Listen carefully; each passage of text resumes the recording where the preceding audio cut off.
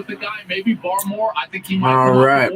Pretty early well, in his second round because getting ready for day 2, round 2 and 3. As DJ said, there's always wide receivers. As a result, corners keep developing. Let's see, man. Let's see what they do tonight.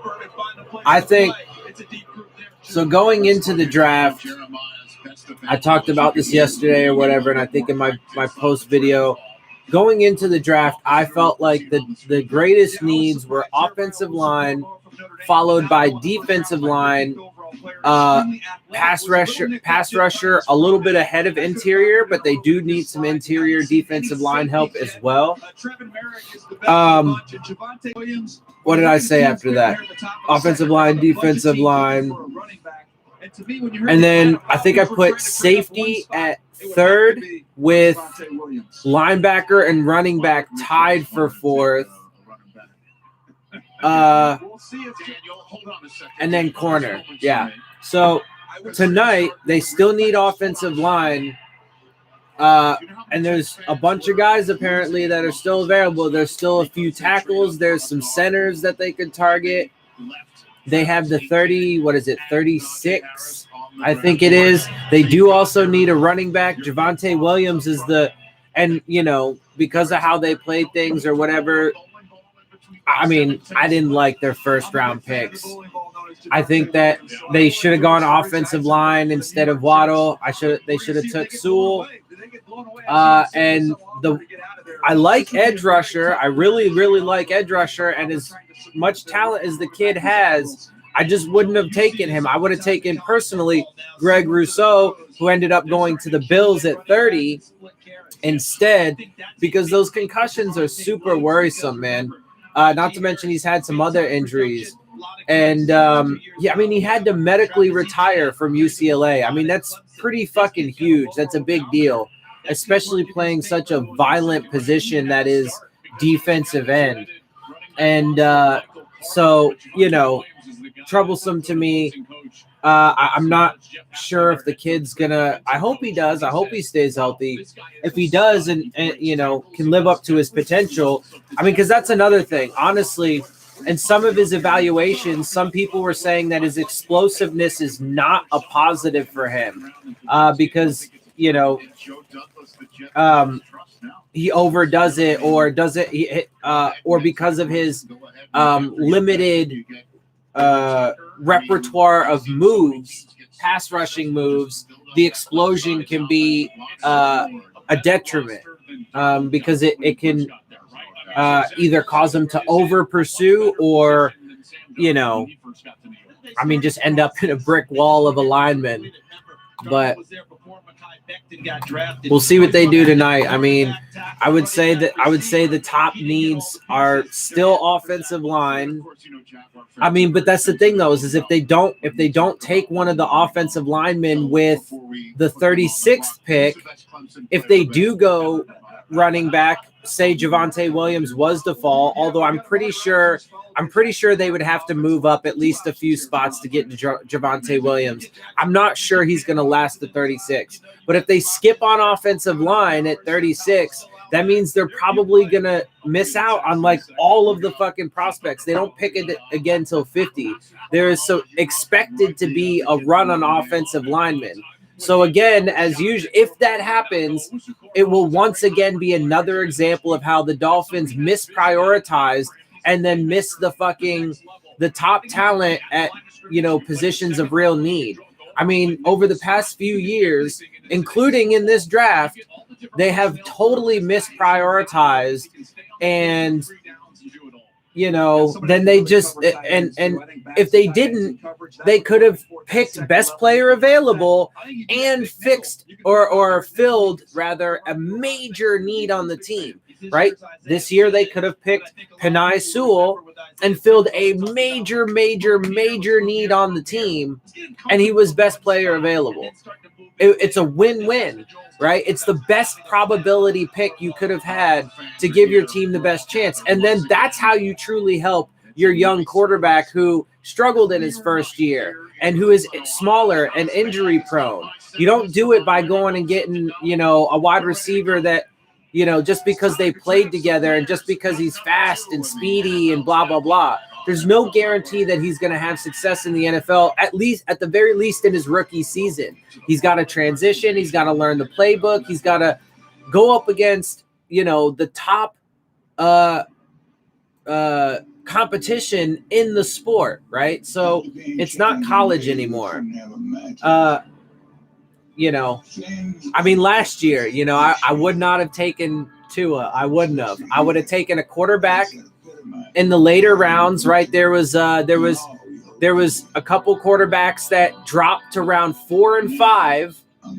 Okay, now I can't remember which one, but one of them ended up having like some off the field issues, some kind of like allegations towards him or whatever that turned me away from him. But they could have gotten one of those two guys in the 4th or 5th round instead of taking Tua, and they could have took the top offensive lineman in the draft to help fix up that fucking. But, you know, whatever. As you guys know, I wouldn't have fired Gase. I wouldn't have tanked the 2019 season or stripped our team of, you know, the talent we had, et cetera, et cetera. So obviously I would have done things so differently. Anyway.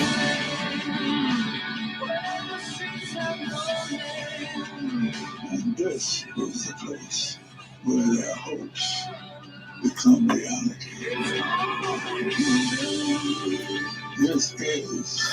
See, and here's, I don't know, but here's what I think is going to happen. I think the Dolphins are going to go after that running back, and I think that there's a likelihood, because look, I was wrong. They did not move at all in the first round. They didn't move at all. Although there are reports that they really did try to move up to go get Najee Harris above like leapfrog the Steelers. I think that would have been a dumb move. As great as Najee Harris is, and running back is certainly a need, again, offensive line is more important, and it will make those other players a moot point, the skill position players a moot point, if Tua can't stay upright. But then you also give away draft capital, right? So, but I think that's what they'll probably do tonight. I think they're probably going to go after Javonte Williams and trade up probably a couple spots to go get him. And they need, and then they will thereby end up likely missing out on all the fucking prospects, the good prospects in the second round for offensive line. And I think it'll be a huge, huge, huge mistake. I mean, I think what they should do is, I mean, it sucks. It sucks that they even put themselves in this position, right? Because now for the last year, I would have took J.K. Dobbins with our second round pick, right? So I would have took an offensive lineman, the top offensive lineman with the first pick. I might have even doubled down on offensive line with our second first round pick. But if not that, I would have gone pass rusher, likely would have gone pass rusher with our second first round pick instead of Noah Igbinoghene, or excuse me, Igbinoghene. Instead of Noah Igbinoghene, I would have taken Xavier McKinney, the top rated safety in the draft, to fill a really important need back there. And then in our secondary, and then I would have taken J.K. Dobbins with our second round pick. They completely missed out on running backs last year, and now they're in a position where they might have to miss out on running backs this year because of one reason or another. Javonte Williams might not be there at 36, so they might miss out because of that. And if they were to do the smart thing and take an offensive lineman at 36, then they'll even if Javonte Williams was there, then they would miss out on him because of that. If they don't do that, or if those are not the case, they will likely have to trade up at least a few spots to get Javonte Williams to go get that running back. But then they will be losing out on all of the top talent in this draft for offensive linemen. And the offensive line is not going to perform to the level people want them to perform at. I'm telling you, it's not. I mean, they have to take like massive steps forward. Like, they have to take a huge jump. None of these guys on the offensive line are Pro Bowl caliber players. None of them. Not a single one of them. None of them are really even at this point, consistent, reliable, steady players that you can figure to have in the lineup just consistently, right? Because a lot of them have injuries, prior injuries, but on top of that, their skills are just not, at least not yet. And I don't believe that this coaching staff, which has changed every year, you add that into it, new system, new playbooks, new personalities, right?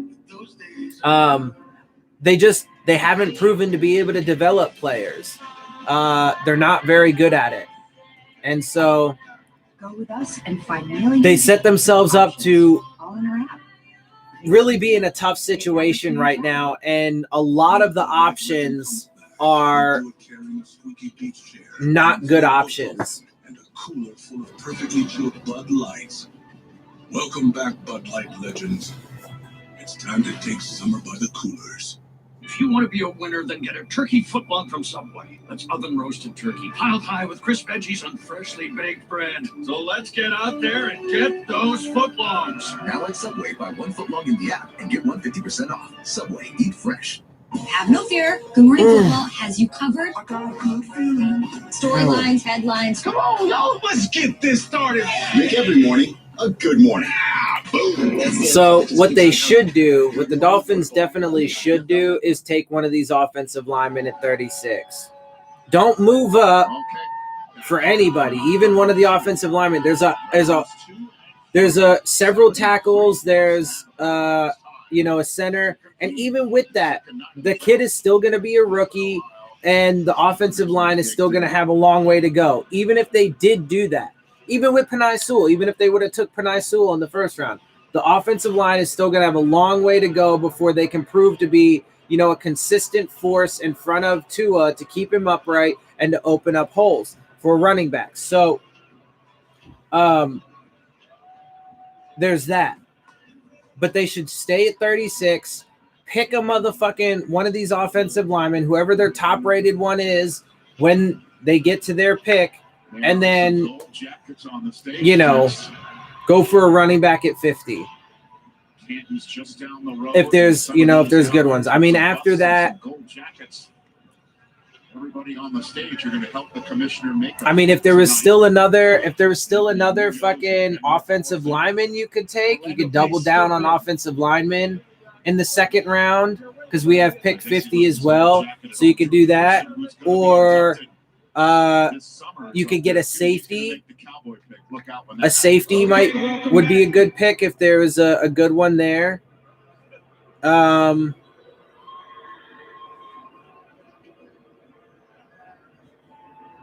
Yeah, I'd say those are the top needs.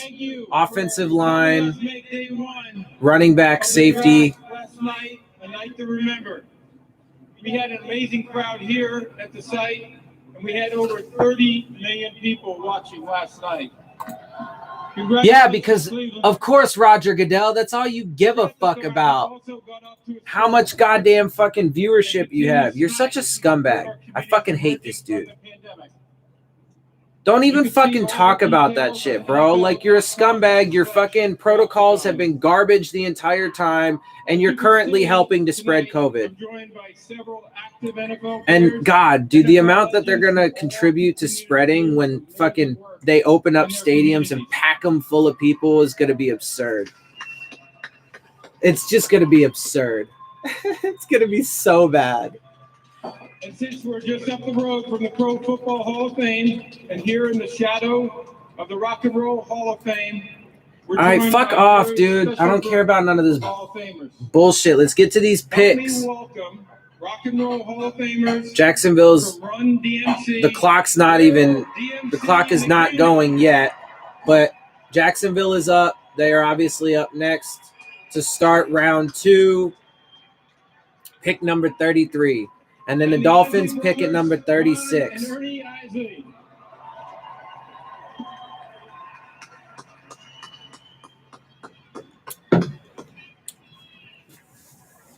and Pro Football Hall of Famers, Joe DeLamalera.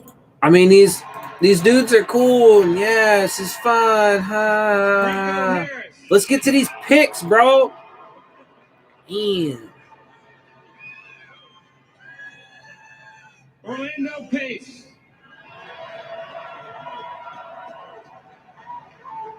Anthony Munoz. Will Shields. John Randall.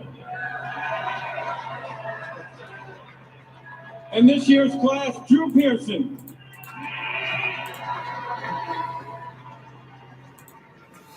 Okay, Cleveland, you ready to get this show on the road?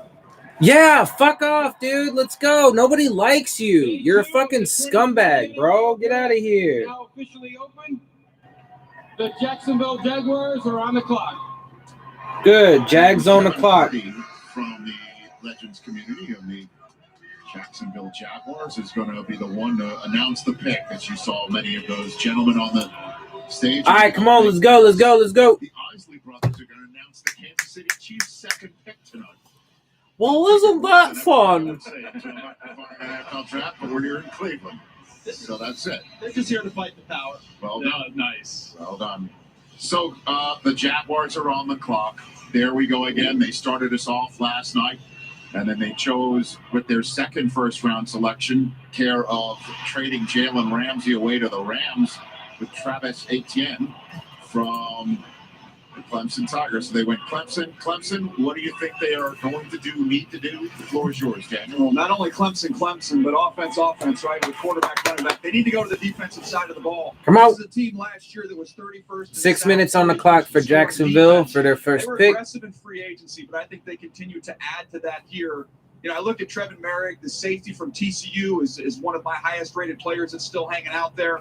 Or do you try and get more pass rushers? They've got a pretty decent. Yeah, the top safety is still in the fucking mix. So I mean, that's the thing, right? Is if they played this right, they could even possibly. I mean, if Javonte Williams fell to them at 36, I don't think it's gonna happen. I think the Jets are gonna fucking take him, or the fucking Dolphins will trade up with the Jets to go get him. I think one of those two things will probably happen. But if the Jets take Javonte Williams, man, that's gonna be another big piece for them. That's gonna make them a problem this upcoming season, and that would be terrible for the Dolphins. But look, man, I mean, at this point, Javonte Williams, they could probably either get Javonte Williams or that top safety. What's his name? Man, I can't even remember his name right now. They just mentioned him too. Anyway, they could take one of them and then maybe even still get one of these second round linemen at 50. I wouldn't hate that. I wouldn't hate that. But they definitely shouldn't trade up to go get, because then they lose draft capital either now or in the future, and that would not be a good idea. They could make a monumental leap in 2021. I think they're going to make progression, and culture is the big thing. And Urban Meyer comes and he brings all these former college coaches and his guys, and they're coming in there to establish an identity of what the Urban Meyer Jacksonville Jaguars would be. I'll say this: Urban Meyer didn't need to do this. He had a good job at Fox. He's got a great resume in college football. For him to come out of retirement and do that, he's going to pick his guys and he's going to do it right. I'm fascinated to see the talent they bring on and the personalities of these young men. Rich, how did we do for Jags fans? We did not go to commercial break. Are we still good? Well, we'll be right back. Oh, come on, Rich. Sorry, it was very simple. That's a spinning curve in the zone. 3 minutes, 20 seconds to go. You sleep on it all night. Stupid.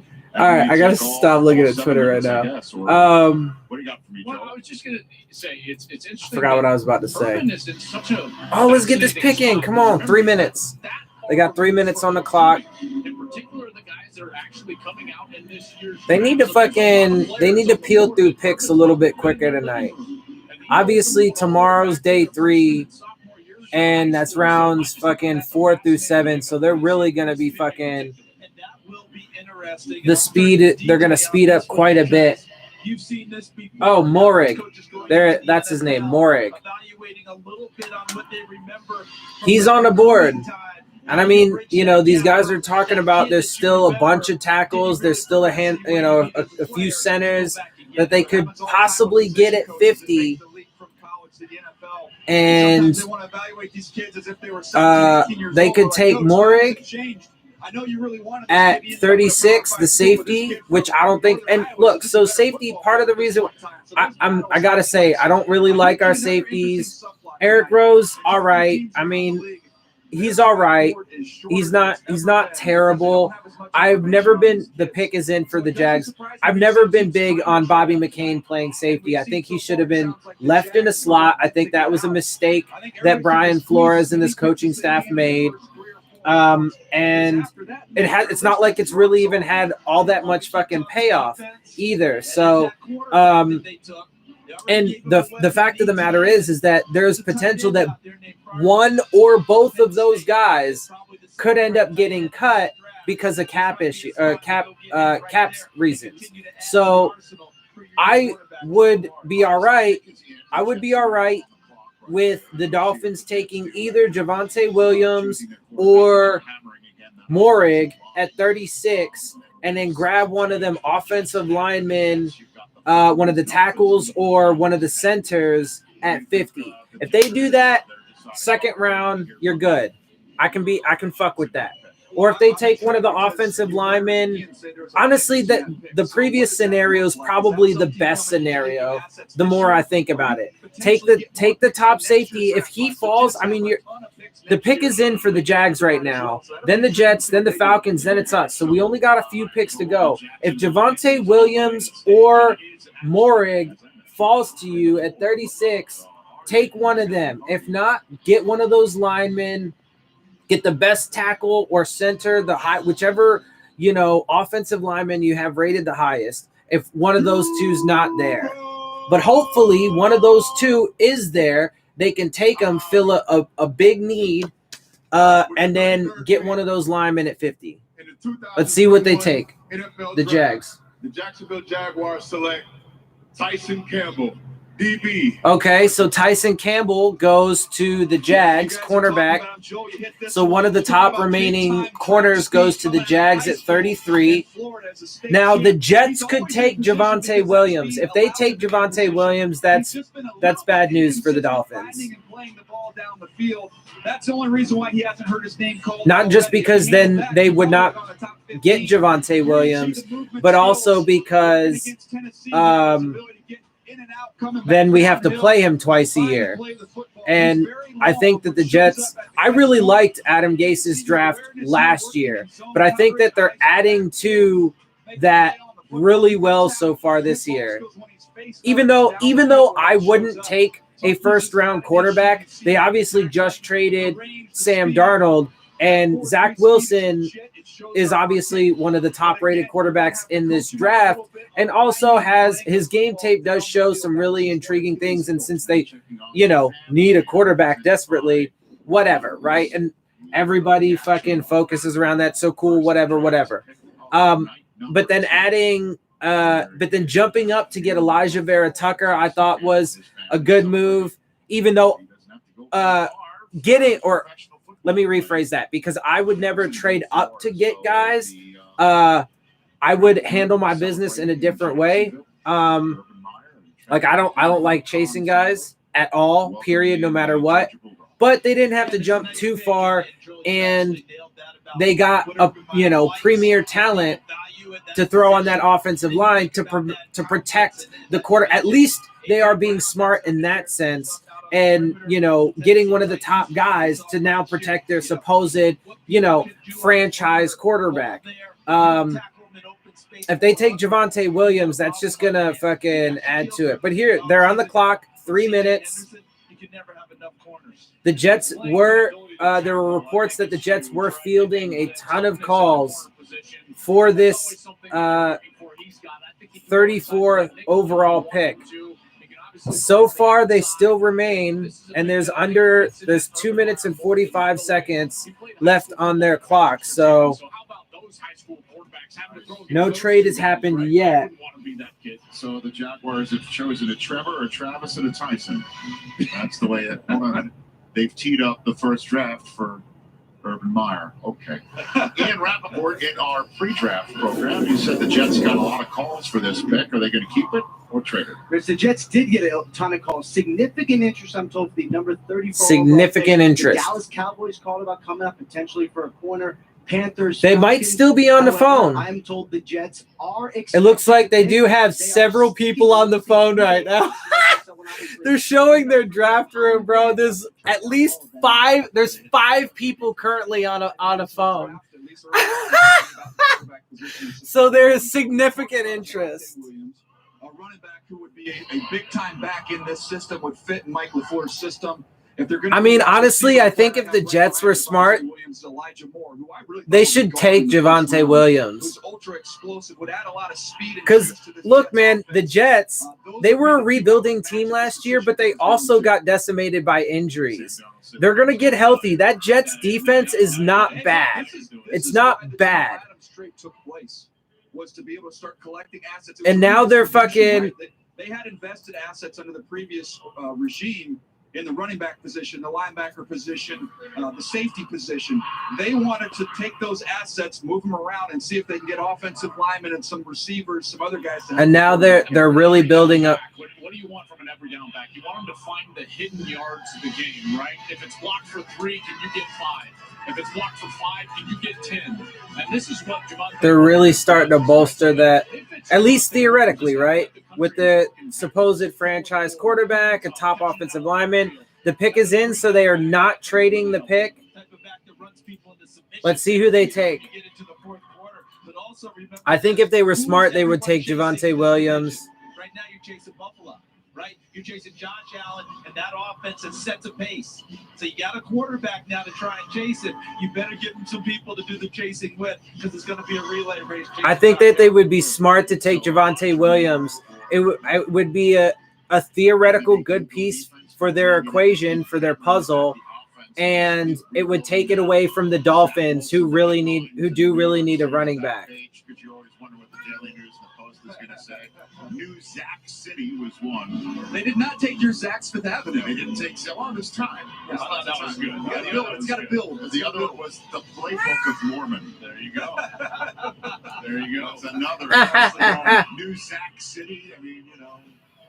I like Zach's Fifth Avenue personally. Goldman Sachs. There's so many. There's time. He just got drafted last night. Lavernius Coles is bringing the pick to the podium. All right, let's see who the pick is. In the 2021 NFL Draft, the New York Jets select future Pro Bowler Elijah Moore, wide receiver, Ole Miss. Okay, so they took Elijah Moore, wide receiver from Ole Miss. So Javonte Williams is not off the board. Smokey, stop. Stop. So I guess now it's the Book of Elijah. Is that the headline tomorrow? So they took Elijah Moore. Okay. Florida. The Lowe's fan cam showing the celebration. So Javonte Williams is still there. Morrig is still there, the top safety.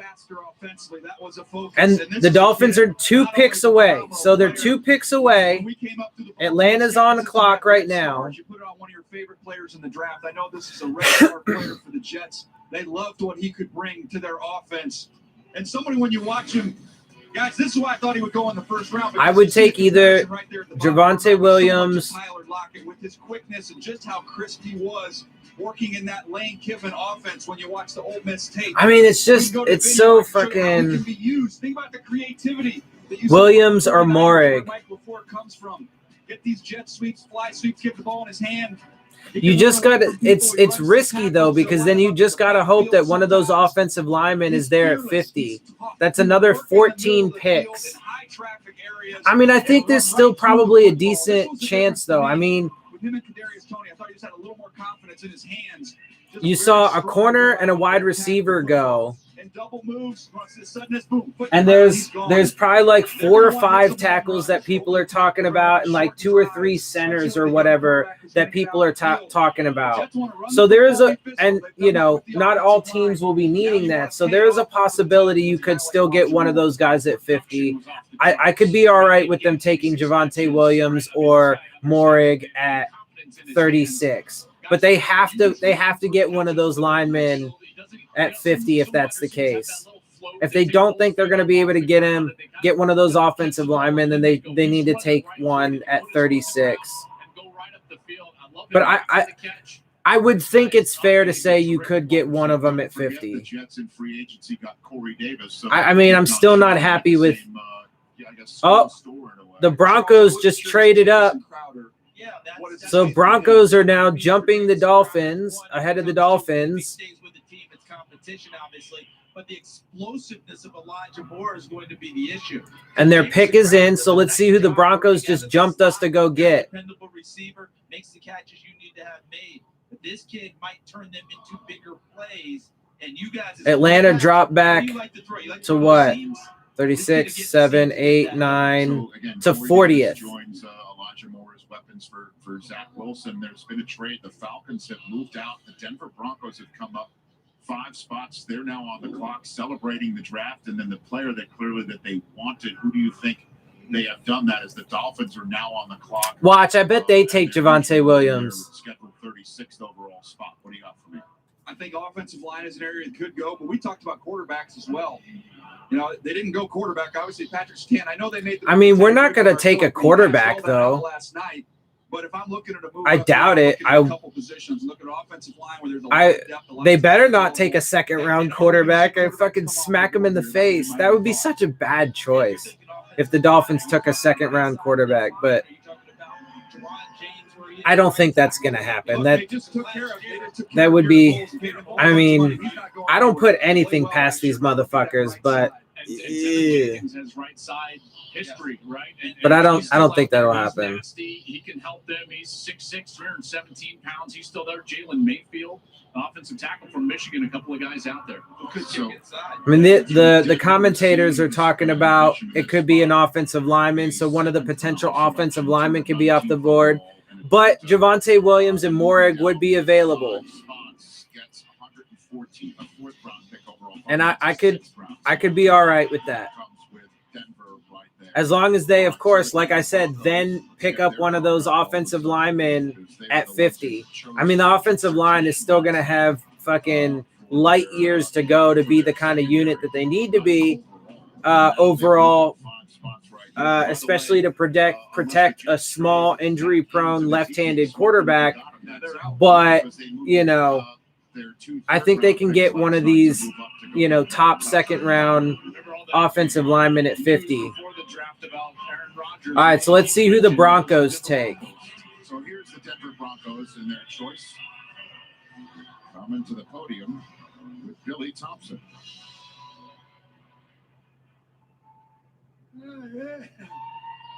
Sup, dog? Okay. The Atlanta Falcons have traded the 35th pick to the Denver Broncos. Yeah! All right, who do they take? Who comes off the board? NFL draft, the Denver Broncos select Javonte Williams. Oh, they did take Javonte Williams. North Carolina.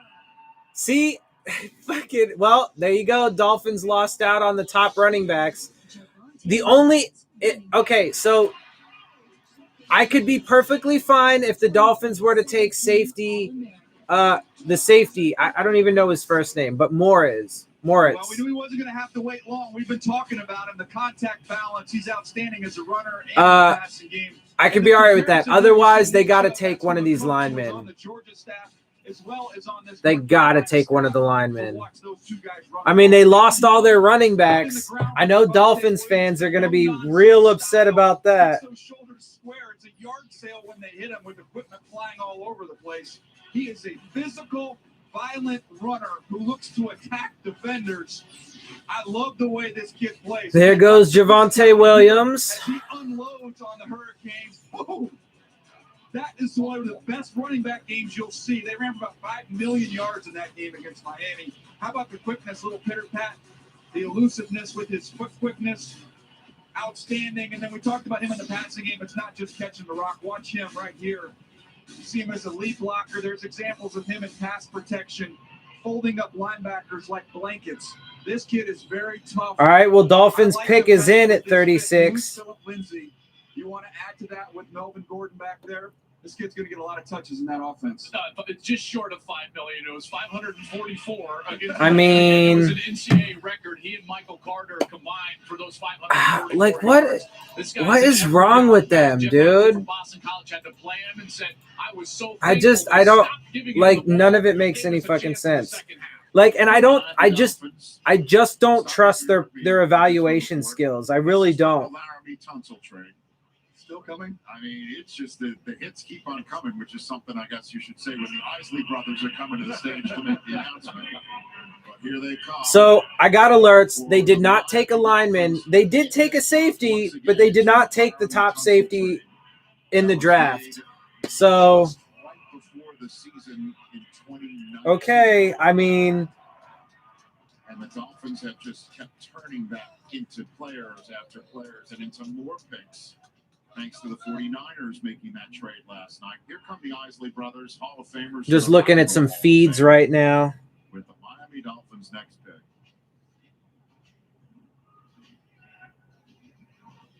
The Eagles are on the clock right now. Man, I mean, this draft just keeps getting worse and worse and worse for them.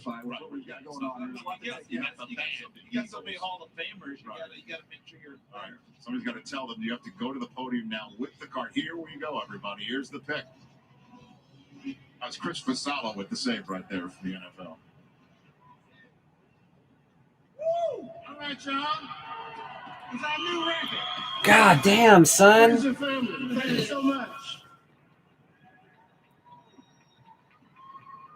I mean, look. Yeah. A new pick for the Miami Dolphins, Javon Holland. So they took safety Javon Holland. All right.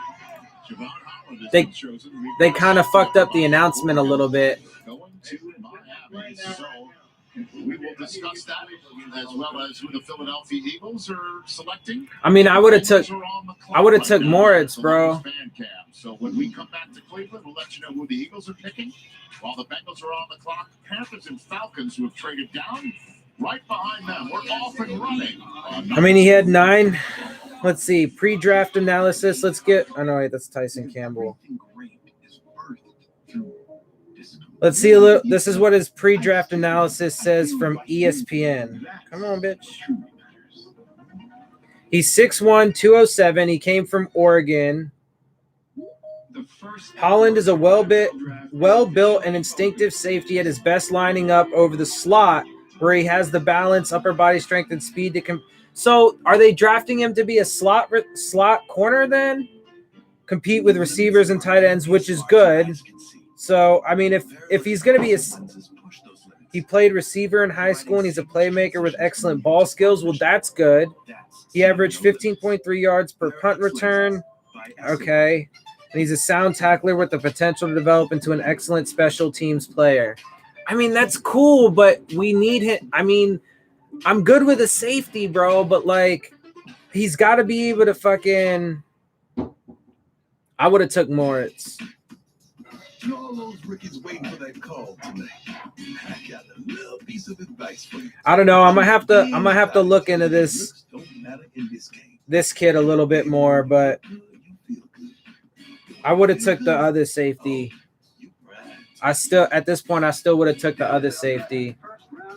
And I don't trust their fucking I just don't trust their evaluation skills. I really don't. They're just not good. Ever virtual NFL draft is officially open.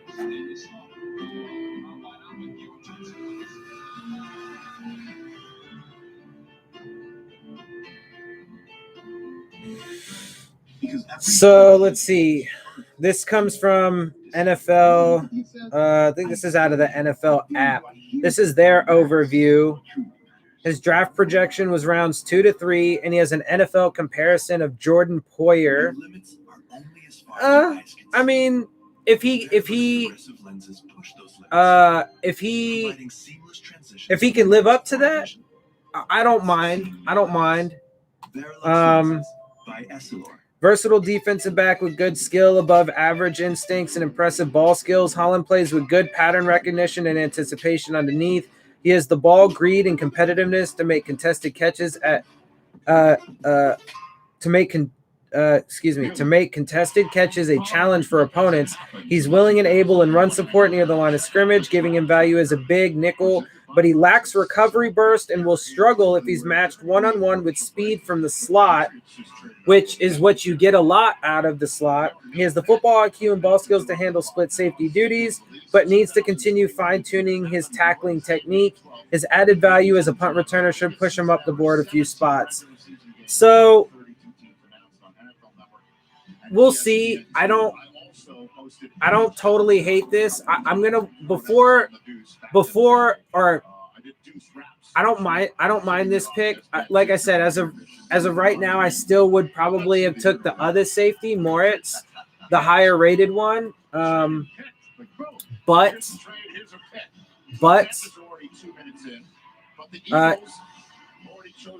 Eagles are up on the clock. But I mean, the reviews and stuff are pretty good. And if he can live up to that comparison of Jordan Poyer, then, you know, I can fuck with that. And it just depends on what they do now. We have to see what they do with their 50th pick.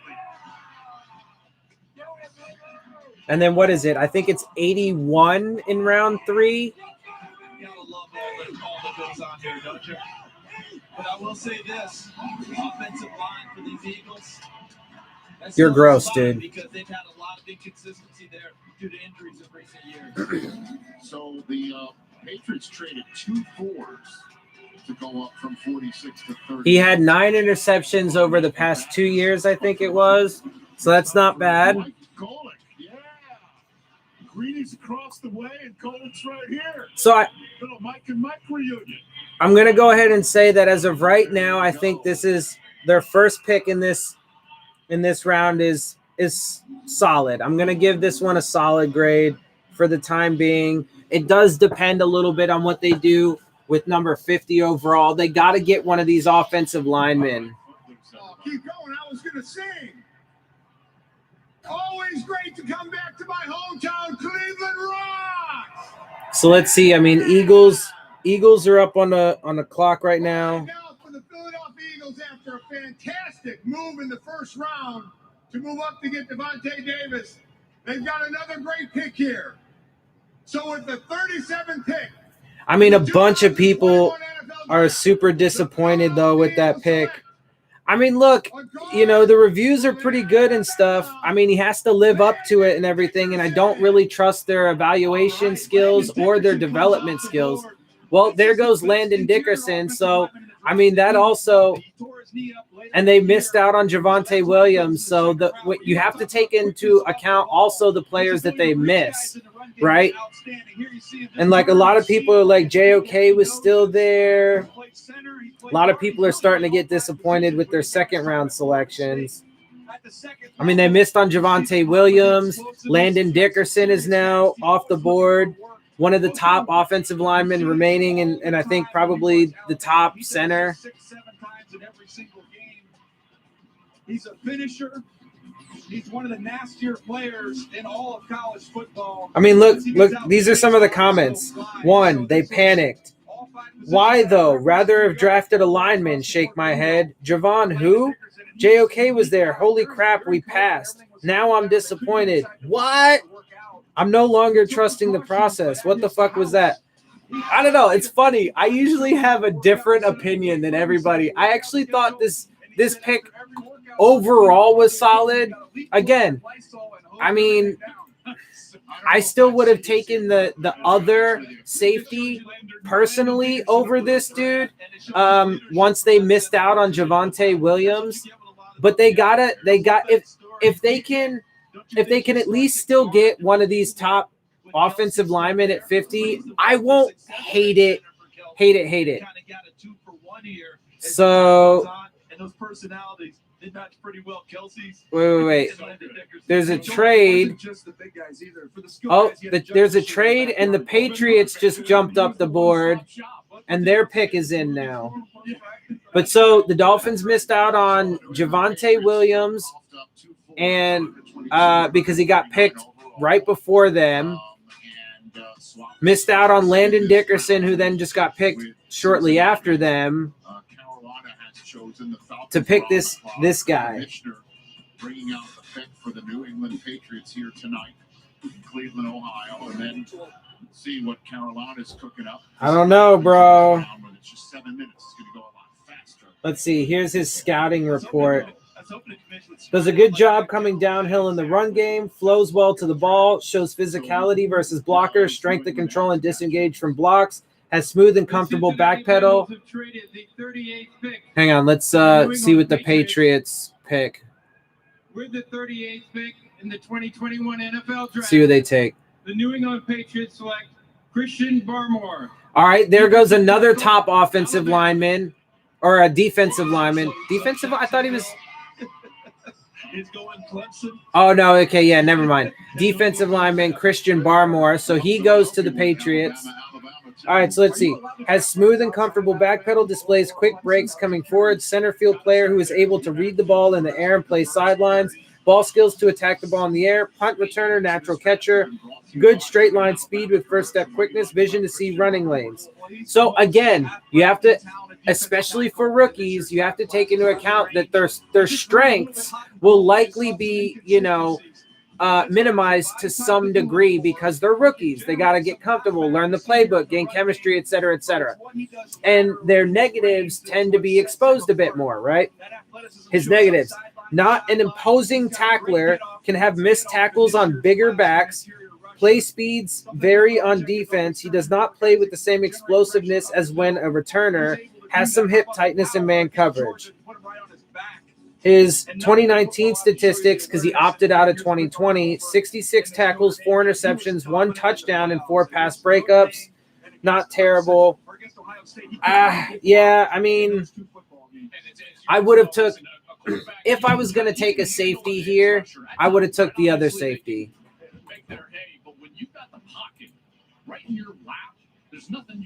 All right, there's another trade, and so now the Bears are on the clock. Get off that you were talking about, and you think about Josh Allen in that division, you got to get right in his face, and Barmore can do it. So Bears pick is in. Yeah, that could be a potential big piece for the Patriots defense, who I would expect is going to get a bunch of guys back from opt-outs. Rich, the Bears originally were picking at 20. They did all these different mock draft exercises. The offensive linemen they liked were around at 20. Well, guess what? Here we are in the second round, and some of those guys are still on the board available. I would be shocked if it's not offensive line here for the Bears. So the Bears, so Peter Schrager just said offensive line probably for the Bears. So there's a potential another top offensive lineman the Dolphins will miss out on. So let's see who they take. Good to see you, bear down. The Carolina Panthers have traded the 39th pick to the Chicago Bears. With the 39th pick in the 2021 NFL Draft, the Chicago Bears select Tevin Jenkins. All right, there goes Tevin Jenkins. He is off the board. Quarterback some help. That seems to be the theme, and this is don't let the glasses that you wear fool you. I mean, the players that they're missing out on certainly makes their pick. On that Oklahoma State tape. Watch him finish. This is against Joseph Osai. This is not only taking him off the field. He's going to does affect their pick. It does affect their pick. He can climb up the linebackers with his and they really need a fucking offensive lineman. And so look, I mean, they already lost out on Landon Dickerson. Tevin Jenkins is gone. They might not have, an offensive line prospect just run him all the way around, worth taking at 50. So I mean, they could He's a very good football player on tape. Possibly I thought have this was completely kind of the fucked sweet up the spot second for him round where he too. would go. Again, showing you the ability in pass pro to just run him right around the edge. Against Oklahoma, showing a little snatch move here with some quick hands. There was value today in offensive linemen, and I think we've seen a couple go, and I'm telling you, we're going to see about 4 or 5 more go. I'm anticipating next 10 to 12 picks. Well, Tevin Jenkins is the first Big 12 player selected, and I'll tell you what, Bears fans, if you want to rent a movie, Yeah, Trevon Moehrig. I mean, that's who. If I was gonna take a safety there, which I'm all right with the position. I'm just not. I don't know about the fucking actual pick, man. maybe they'll trade back in. Don't know, but you got Justin Fields, you got Tevin Jenkins. There you have it. And to move up to get Justin Fields, that ought to carry you for a while. Sure. I mean, that's great excitement right there. Oh, they got 151 back in that trade. So there you go. So let's see. The 12 picks. the Falcons are now up. It's a good show. It is a good show. Queen's Gambit. Queen's Gambit. Man, bro. When I was talking with Mike Gundy of Oklahoma State, he said this guy had I mean, the way that this is playing out, the Dolphins draft just keeps getting worse and worse and worse. high praise from his college coaches. He's a guy with that nasty demeanor. He can I mean, this run the is run. He this can is do that. ridiculous. It's a good pick. Well, before we announce the next selection, let's head to Guam, where we have some special guests from our armed forces, and they're going to help to introduce the Atlanta Falcons pick from the USO Trevon Center, Moehrig. Anderson Air Force Base. Neat stuff. Number 2. Off the day from Guam. Where America's day begins. Our mission is to ensure regional peace and stability. Along with our allies and partners. Dude, fuck off, bro. We are With this thankful for the imperialistic fucking for the bullshit. introducing Get out of here. The Atlanta Falcons 2021 draft pick.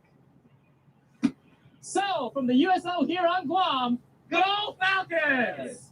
Back to you. I mean, okay. Falcon selection is in. Let's hear it for our incredible military. Let them know they're our heroes. Let's go. Why? Look, man, I support the people who make up the military because they're average Americans and they're human beings. But, and in a lot of ways, they do end up being, you know, heroes. But I'm sorry, fuck American imperialism, bro. They shouldn't be in these fucking wars or overseas fucking shooting at people to begin with. 2021 NFL Draft, the Atlanta Falcons select Richie Grant, defensive back. So safety Richie Grant goes to I probably would have took I've heard a lot of good things about Grant too. I probably would have took Grant over Holland if I'm being honest. Very versatile.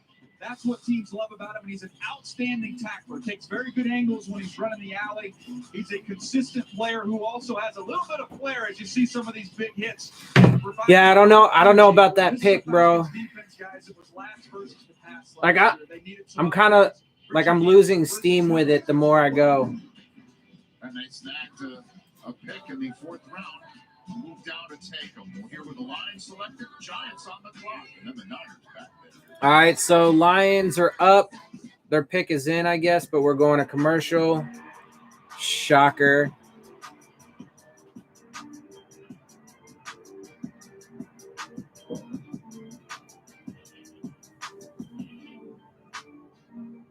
Because everything great is birthed through this. Real empathy says, I see you. Damn, son. Hear you. That's what truly matters. Your limits are only as far as your eyes can see. Verilux progressive lenses push those limits, providing seamless transitions from near to far vision. That's seeing no limits. Verilux lenses by Essilor.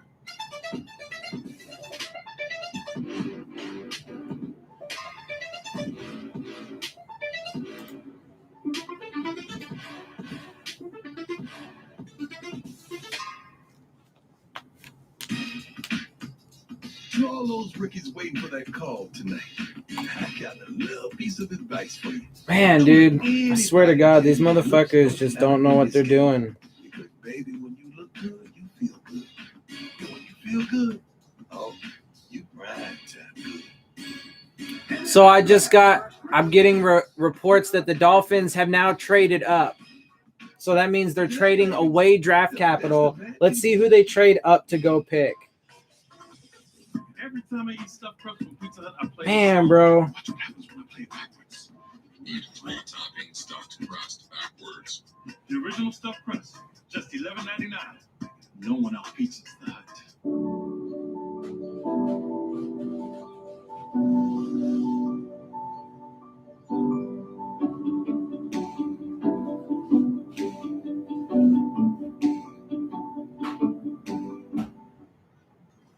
Mom, we're gonna be late. Okay. Alexa, how's the traffic to Green Lake Park? Checking traffic. Traffic to Green Lake Park looks good. Nice and clear. Clear pathway, guys.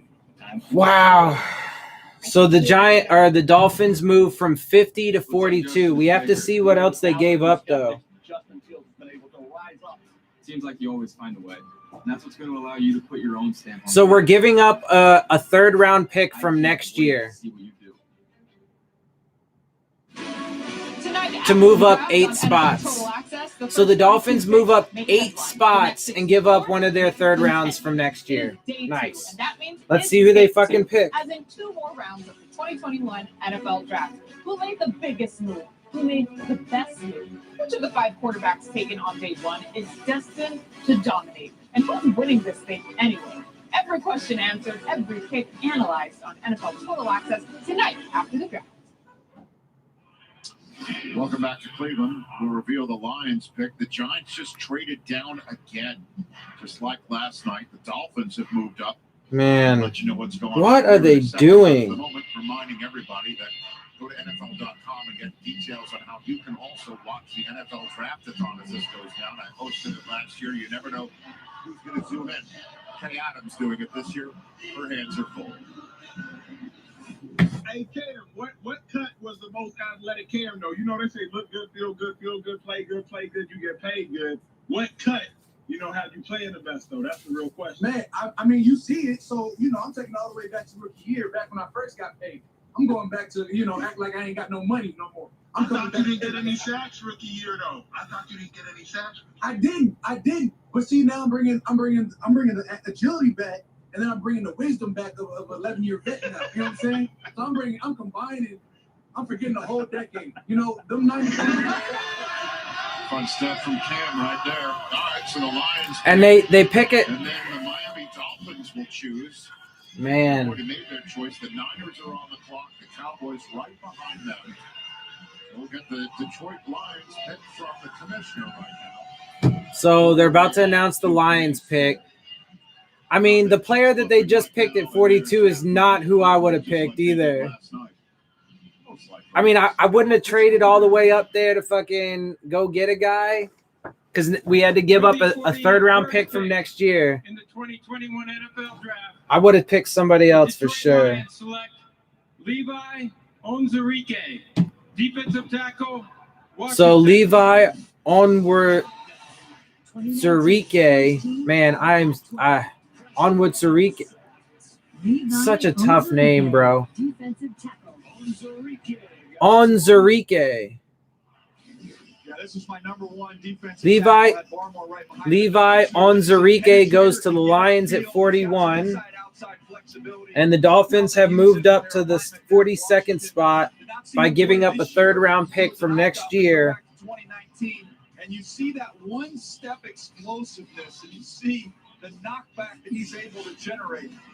He spends a lot of time in the backfield. This was his best game that I watched. The first game I watched against Stanford. So Omar Kelly just tweeted out, the Dolphins traded up from 50 to 42. The value is 80 points, which is equivalent to an early 4th-round pick.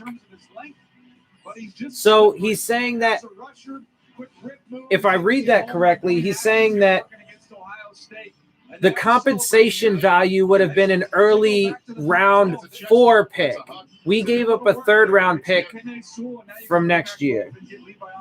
I don't think this is quite as physical or as violent as we saw last night, but still a lot of energy in that draft room. 2 Pac-12 picks right there on the line. They're hammering that line there with Dan Campbell, the new HC there. So now we'll find out who Miami traded up to get. The Giants. And I like offensive line, but I don't know about the pick though, bro. Like, if you remember, they got a 1-4 in next year's draft because they moved down in the first round last night. So they got a 1, 3, and 4. A lot of right turns coming out, and the NASCAR right turns is the Giants have traded out twice. I think Dave Gettleman's doing this for entertainment at this point in time. So the Dolphins have already chosen Javon Holland, safety out of Oregon. Who did they trade up 8 picks to get? We'll find out right here from the commissioner. I don't know about this, bro. With the 42nd pick in the 2021 NFL Draft, the Miami Dolphins select Liam Eichenberg, tackle, Notre Dame. Liam Eichenberg, tackle from Notre Dame. And here they come, Liam Eichenberg. I thought might have a chance to slip in to the back end of round 1. It's a 3-year starter at Notre I mean, they Dame. passed on fucking. Does a nice job of just staying square. They could have took the fucking the center Miners, all he does is keep his body in the defender's or they could have got Humphrey was still on the board. Knock the hands down. Stay square. He's got a little bit of tightness, a little bit of stiffness. Again, I probably would have took a different player. With the second round, I like the positions that they selected at. I would have took different players. So I like safety and I like offensive line, but I would have took different players. I would have took Trevon Moehrig for sure over Holland, and probably Grant too, honestly. I would have took probably Miners or a Humphrey at that point over Eichenberg. And I definitely wouldn't have traded up and gave away a third-round pick from next year to move up to get that guy. Verilux progressive lenses push those limits, providing seamless transitions from near to far vision. That's seeing no limits. Verilux lenses by Essilor. To all those rookies waiting for that call tonight, I got a little piece of advice for you. Don't let anybody tell you that looks don't matter in this game. Because, baby, when you look good, you feel good.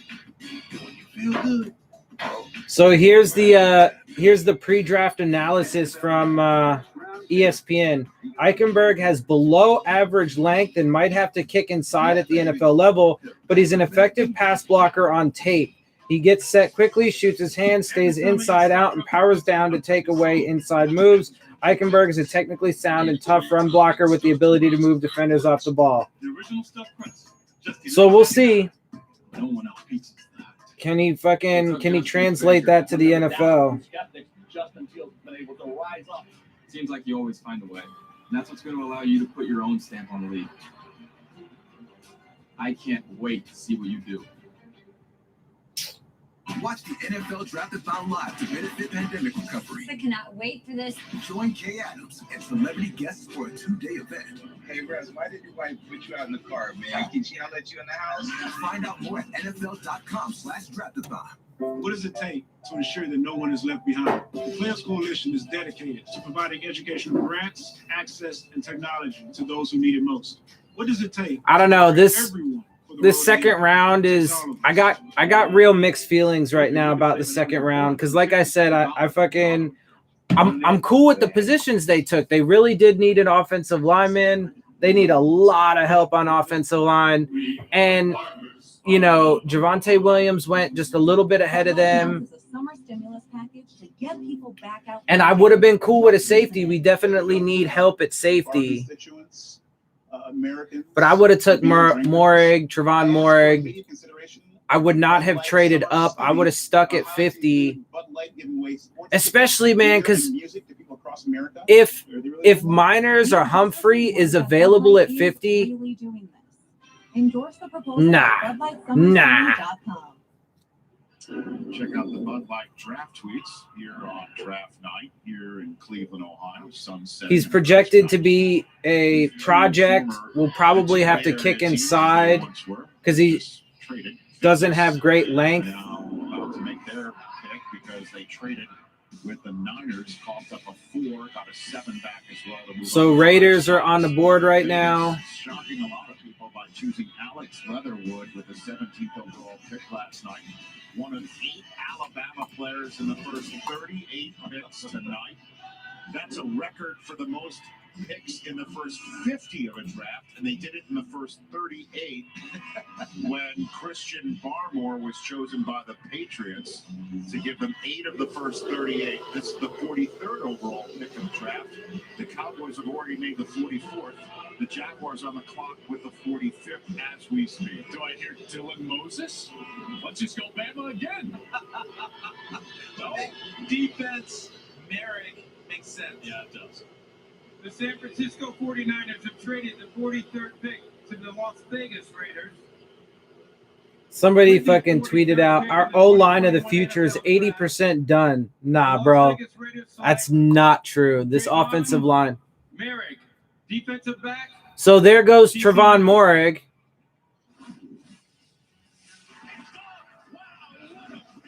Trayvon Merrick. It's Merrick, sorry. Trayvon Merrick. Well, I would have took Merrick for sure. I would have got Merrick for sure over Holland. And they could have had him. They definitely could have had him. You like this pick?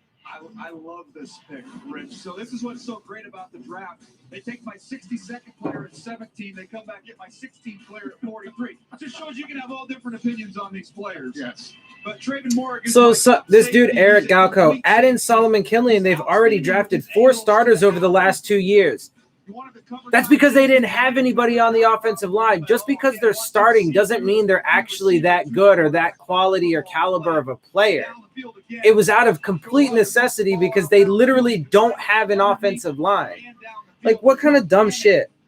And that was in response to Mike Clay. Miami spent a first on left tackle Austin Jackson and second on right tackle Robert Hunt last season, and now a second on offensive line Liam Eichenberg.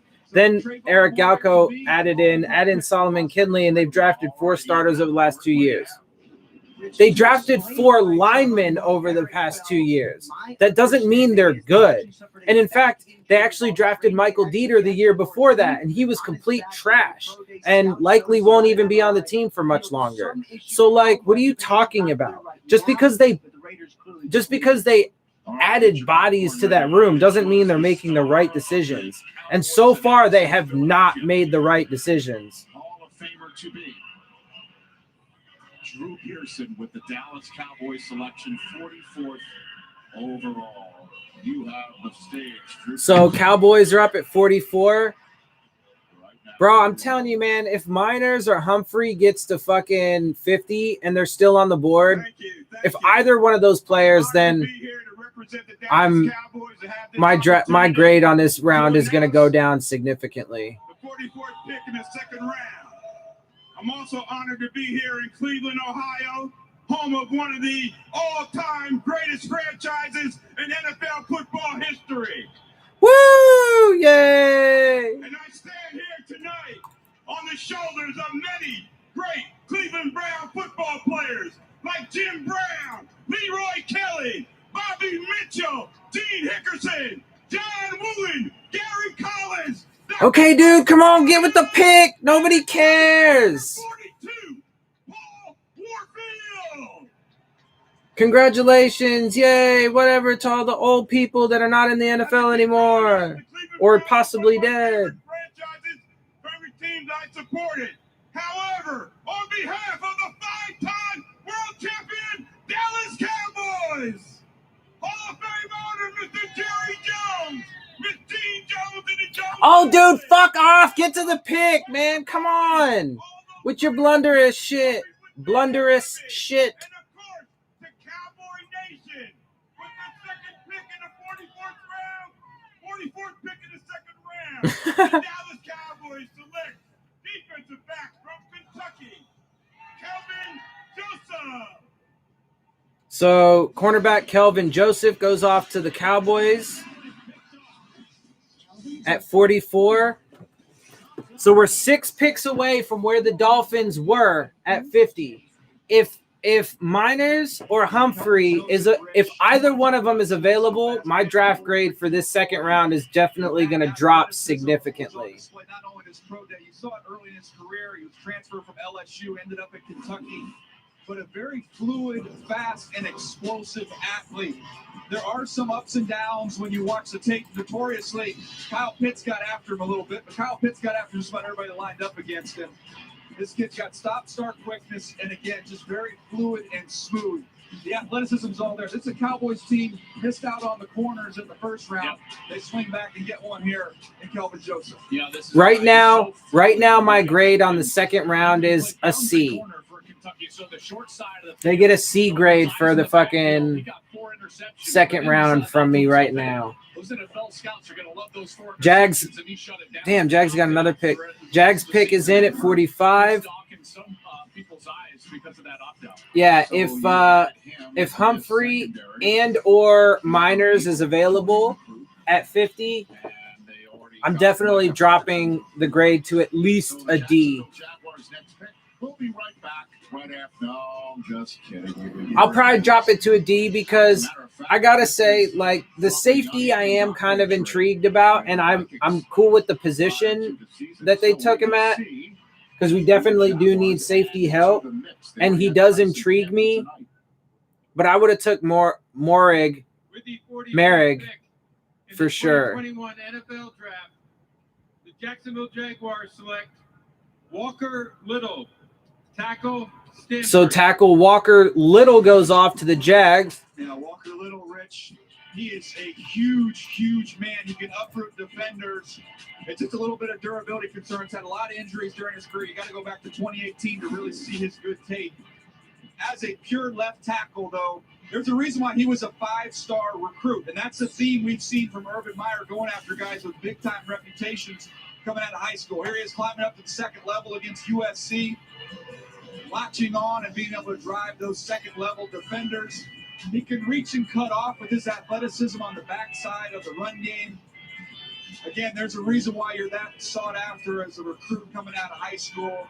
You're going to see some speed rushers coming on. Yeah, I mean, and I don't trust the Dolphins player evaluation under this regime. The one exception would be a Notre Dame game. He was a little bit off that day and struggled that afternoon. Outside of that game, I thought he was very consistent. Again, it just came down to durability. But I'm looking at Tyson Campbell as a 5-star player coming out of high school. Walker Little, a 5-star player coming out of high school. Bengals pick is in at 46. A little bit on that pedigree. There's no doubt. He talked about sitting in those living rooms, recruiting those kids. Walker Little was number 3 offensive tackle in the country. He hasn't really played a lot of football in 2 years, though. He suffered a knee injury his first game in 2019. So, Rich, after the opt-out last year, you got to go all the way back to that 2018 film, which is why he maybe slipped into this. So who do the Bengals take? Here now is the Cincinnati Bengals pick. But yeah, so if one of those centers is there, it's going to drop to a D because of the players that they could have gotten. Right now it's a C because I like the positions that they addressed, safety and offensive line. The safety has some intrigue and potential that I like. The offensive line men that they decided on, I'm kind of indifferent about as of right now. But either way, I still would have Dylan Radins is still out there. I definitely would have took different players than they chose. Inspire Change Initiative showcases how the NFL family works together to reduce barriers to opportunity and create positive change in communities across America.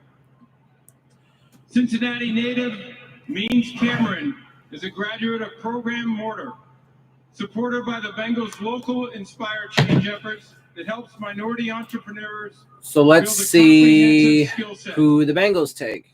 From there, Means built his own successful business, Black-owned, and is using his growing business to create a brand that transcends race, generation, and location.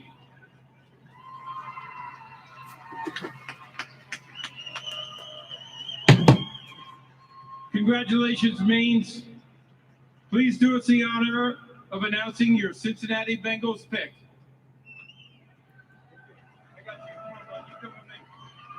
I wouldn't let fucking Goodell. Wow. Cincinnati, it's our year. Black-owned boys in the building. Who they? And with the 46th pick in the 2021 NFL Draft, So who did the Bengals take? Cincinnati Bengals select Jackson Carman, tackle. Tackle Jackson Carman. Let's get it.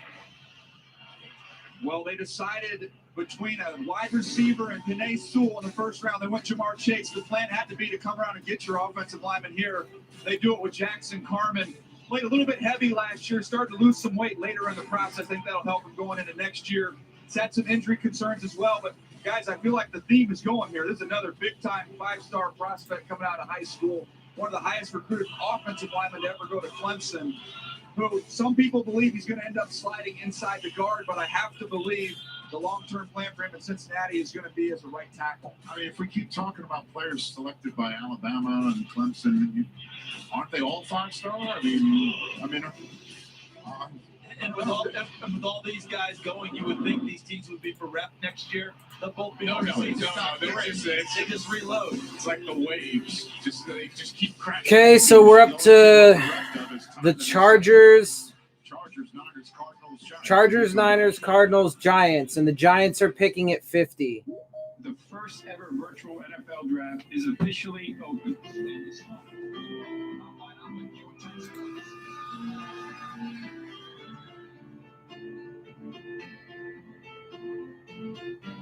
Because everything great is birthed through discipline. Real empathy says, I see you, I feel you, I hear you. That's what truly matters. Your limits are only as far as your eyes can see. Verilux progressive lenses push those limits, providing seamless transitions from near to far vision. That's seeing no limits. Verilux lenses by Essilor. To all those rookies waiting for that call tonight, I got a little piece of advice for you. Don't let anybody tell you that looks don't matter in this game. Because, baby, when you look good, you feel good. And when you feel good, oh, you ride time good. NFL Draft, first round pick, Deion Sanders. Gillette, baby, the best a man can get. Every time I eat stuffed crust from Pizza Hut, I play this song. Watch what happens when I play it backwards. Eat 3-topping stuffed crust backwards. The original stuffed crust, just $11.99. No one outpizzas the Hut. What's up, Justin? It's Baker. When there was doubters and skeptics, Justin Fields has been able to rise up. Seems like you always find a way. And that's what's going to allow you to put your own stamp on the league. I can't wait to see what you do. Watch the NFL Draft-a-thon live to benefit pandemic recovery. I cannot wait for this. Join Kay Adams and Tremendous Look, so, for a you know, event. a bunch of people are being like, oh, look, Greer was right to trade up to fucking get an offensive lineman because there's a run on him. Okay, I get there's a run on offensive linemen, but it's also about who you pick. If you're going to jump up there, and look, we're almost to 50, and Miners and Humphrey are still on the board. So they fucking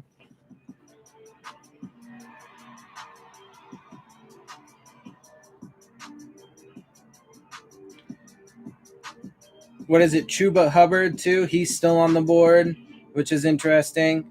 But like there are other guys. If they really were, if they just had to trade up and go get a guy, I think there are probably guys that they probably could have picked that have been better. That's seeing no limits. Verilux lenses by Essilor.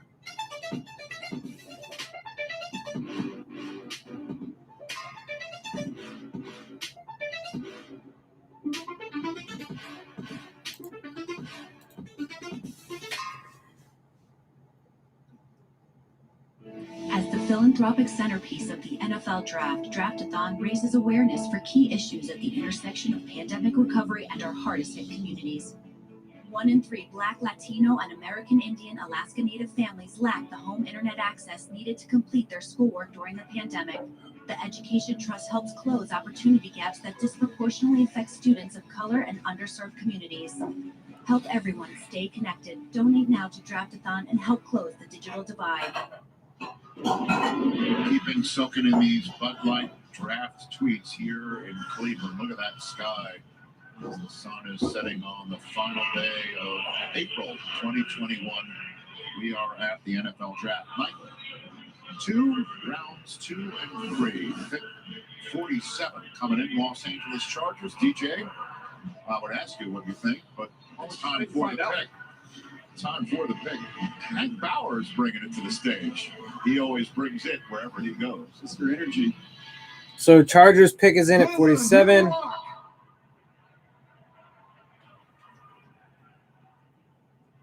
But it's time to bolt up.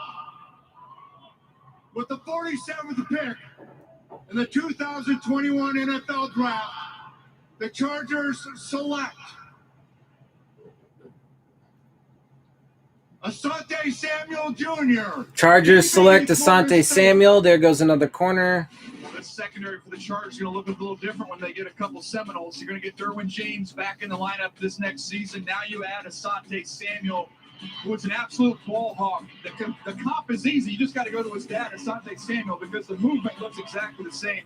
The toughness is there as a zone defender to see him close, foot in the ground, no wasted movement whatsoever. He's a little bit quicker than fast. Ended up running in the 4.4s, which did surprise some teams. But, man, he is so instinctive. Watch him come off his coverage here. Just see the quarterback out of the corner of his eye.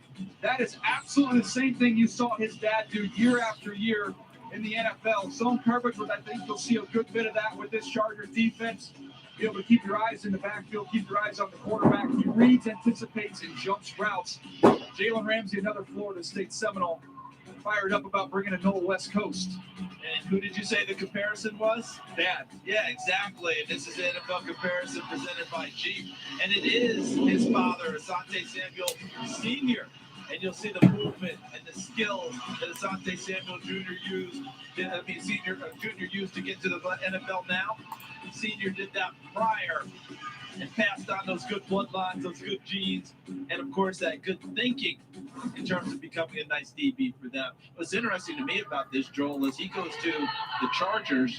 Chris Harris Jr. plays the slot a lot. Yes. Asante Samuel could play the slot Yes. a lot, but outside, Michael Davis gets some competition. Well, Man, the division, dude. right? I mean, you're going to have to face Patrick Mahomes a couple times a year, and you got to cover the slot. Let's face it, and he can do that with that speed. He's got great ball skills. I think he would have been a first rounder if he would have been 6 foot or 6'1". He would have had the length, and everyone was questioning that 5'10" size. Would he get bullied by bigger wide receivers? But everything else is an absolute yes for Asante Samuel. And you remember last year, the Raiders got back. Yeah, I don't know, bro. The wide receivers, defensive backs become a premium.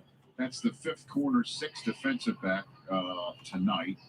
1, 2, 3, 4. We've had 5 offensive linemen, 4 tackles. 1 receiver, Donnie one Glover. running back. Oh, he has the same name as his dad. Run right here on offensive All right, line. 49ers pick is in. Is it 48? Defensive tackle. Creed Humphrey and fucking Miners are still available, and we're still a couple picks, and we're just a couple picks away. If either one of them is available, I would have stuck at 50 and fucking picked one of them as a potential center for the future. Selection, and it was all that you see from that draft room. Pick is in for the 49ers. Question we had about this draft got solved with Trey Lance being chosen. It was Trey Lance all along, says Kyle Shanahan. And what do they do here after trading down to 48th overall earlier tonight? This is a team that always believes in the trenches on both sides, the offensive line and the defensive line. And with Trey Lance, guys, their run game was already dynamic. When you have to account for Trey Lance, even when he's not carrying the football, this run game is going to be the best in football. So what do you think they'll do? Again, I look at we said offensive line, we're going to see a run, Rich. There's still more. There's still more of them out there. How about that? Okay, so here comes the commissioner. He's come out of his green room. And now, So let's see who the 49ers after pick. this, the Cardinals on the clock. The Giants will make their first pick of the night. They traded down as well. We've seen 5 trades so far tonight. 5 minutes to change for the Arizona Cardinals. I do believe this is a little Hall and Oates backbeat going on right now. As he's coming to I can go for this. All right.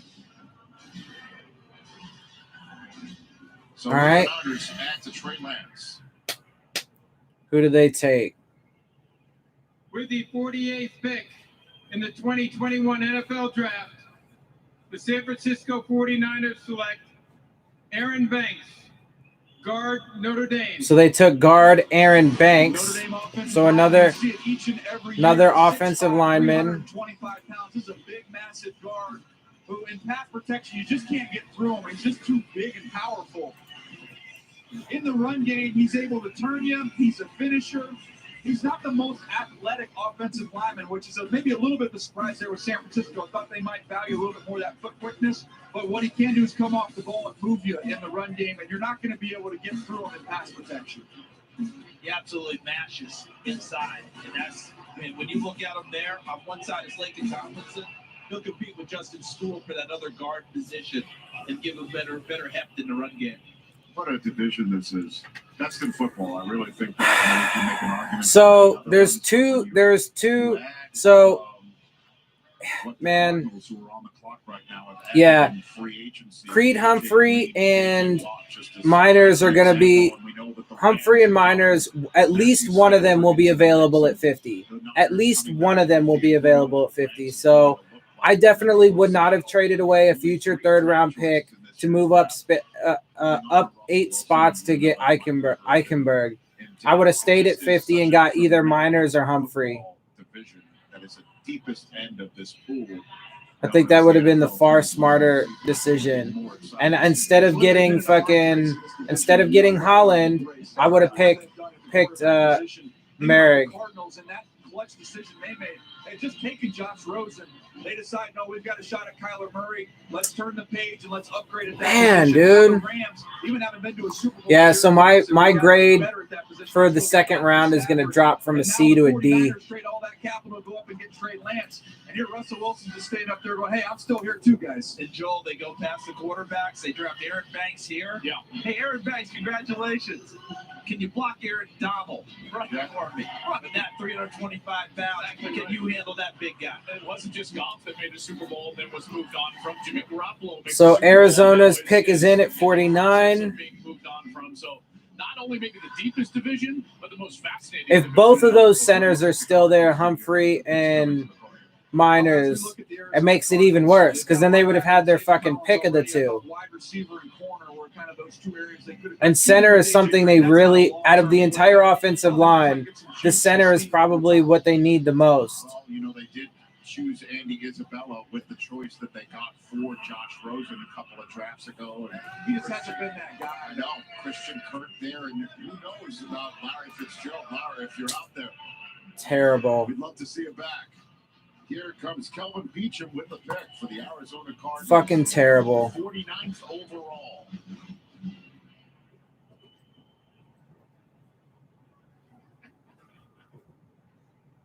With the 49th pick in the 2021 NFL Draft, the Arizona Cardinals select Rondale Moore, receiver, Purdue. All right, they select Rondale Moore, wide receiver. So both of those centers are available at 50. Yeah, there's no way I would have traded up 8 spots and gave away a 3rd round pick from next year to go get Eichenberg. I would have stayed at 50 and picked up. I would have took Miners personally, but Humphrey would have been perfectly fine too. Right here, one of the better plays. Watch him just run right through that defense.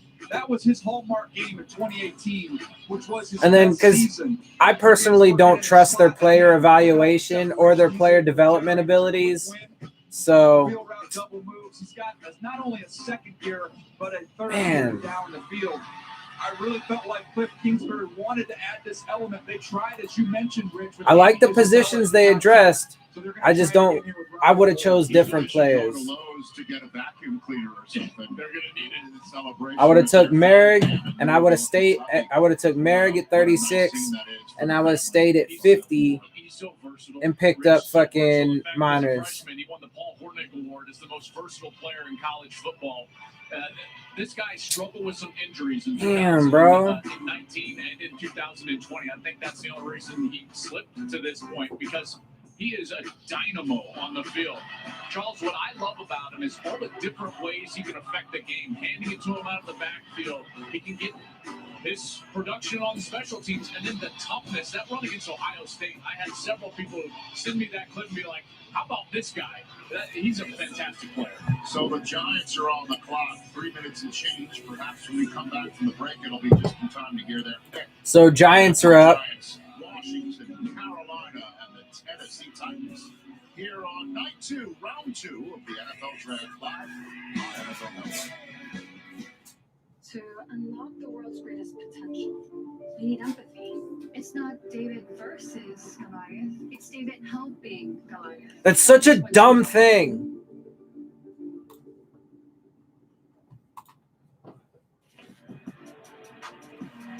I fucking hate that commercial so much. So, I want to know why it's Aqib Talib is the one that is giving on Bleacher Report. I keep seeing, like, he's one of the people who keeps giving fucking grades for the Dolphins picks. Why is he fucking somebody that's giving grades on Dolphins picks? Verilux lenses by Essilor. To all those rookies waiting for that call tonight, I got a little piece of advice for you. Don't let anybody tell you that looks don't matter in this game. Because, baby, when you look good, you feel good. And when you feel good, oh, you ride time good. NFL Draft first round pick, Deion Sanders. Gillette, baby. The Terrible. best a man can get. Every time I eat stuffed crust from Pizza Hut, I play this song. Watch what happens when I play it backwards. Eat 3 topping stuffed crust backwards. The original stuffed crust. This is bad, bro. No one out pizzas the Hut.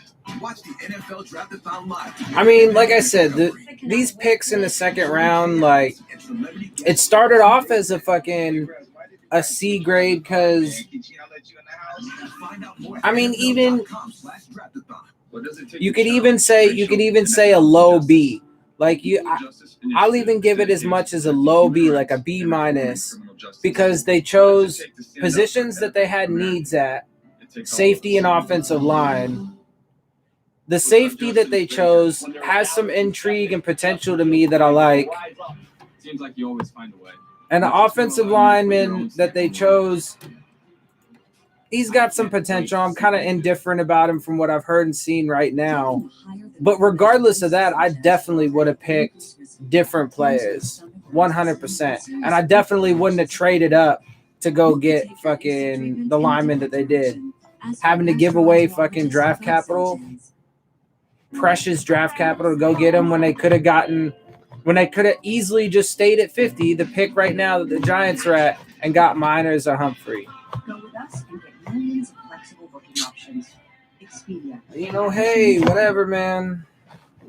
Midway through the second round, and check out the Bud Light draft tweets at the bottom of your screen as the fans are enjoying the festivities here on a Friday night in Cleveland, Ohio.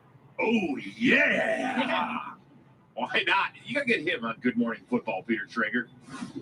Snap into a macho fan. Yeah, very, very well done. Here are your last 5 picks in the NFL draft. A lot of big guys have been going. 3 of the last 5. Also, Asante Samuel Jr. follows his father's footsteps into the NFL. And Rondale Moore, only 5'7", but very, very productive out of Purdue. They love it. They're ready to go. Maybe there's some Giants fans out there because the pick is in. Dave Gettleman has traded back in the first round. He's traded back now in the second round. What's he looking at here? Okay, they're looking in the SEC, which is what is familiar territory for that coaching staff. Now, look, it's not just Joe Judge. You've also now got Jeremy Pruitt, all these other SEC coaches. They're going to go pass rusher. It's going to be an SEC one. Washington, their division rival, comes right after. Washington's going to address the offensive line. So you look at these two teams, they're all neck and neck with the NFC East. Giants, though, I would be shocked if they don't go pass rusher. And when you talk about Washington, I'd be shocked if they're not trying to protect their quarterback and their running game. This is going to be an NFC East gauntlet this year, and both these teams are going to beef up. Let's see who the Giants take, man. Very interesting philosophy this offseason, and particularly at draft time for Dave Gettleman. In trades with the Bears and the Dolphins in rounds 1 and 2, he's picked up an extra 1, 3, 4, and 5. So the pick is in. It is Darius Slayton, Natalie Cladd. Let's see who is joining him in the NYC. With the 50th pick in the 2021 NFL. So who do they take? The New York Giants select Azeez Ojulari. So they took Azeez Ojulari, who dropped to the Dolphins' old spot at 50. Azeez Ojulari had a little bit of a knee issue. If not for that, he would have gone in the first round. He's very polished with his hands coming off the edge, and picked up his game as the season went along. You saw him dominate, especially when he was working against tight ends. So, okay, Cameron Wolf puts this out. Javon Holland says he models his game after, that's a typo, his game after Tyrann Mathieu and believes he can play safety or corner depending on what coaches ask. But that's what I'm saying. So if he can live up to a Jordan Poyer or a Tyrann Mathieu, I'm actually all right with that pick, right? Because I do think safety was a good position to choose. I just would have took more Merrick personally, but if he can live up to that, I'm all right with that. But that's the thing, is Kenny, right?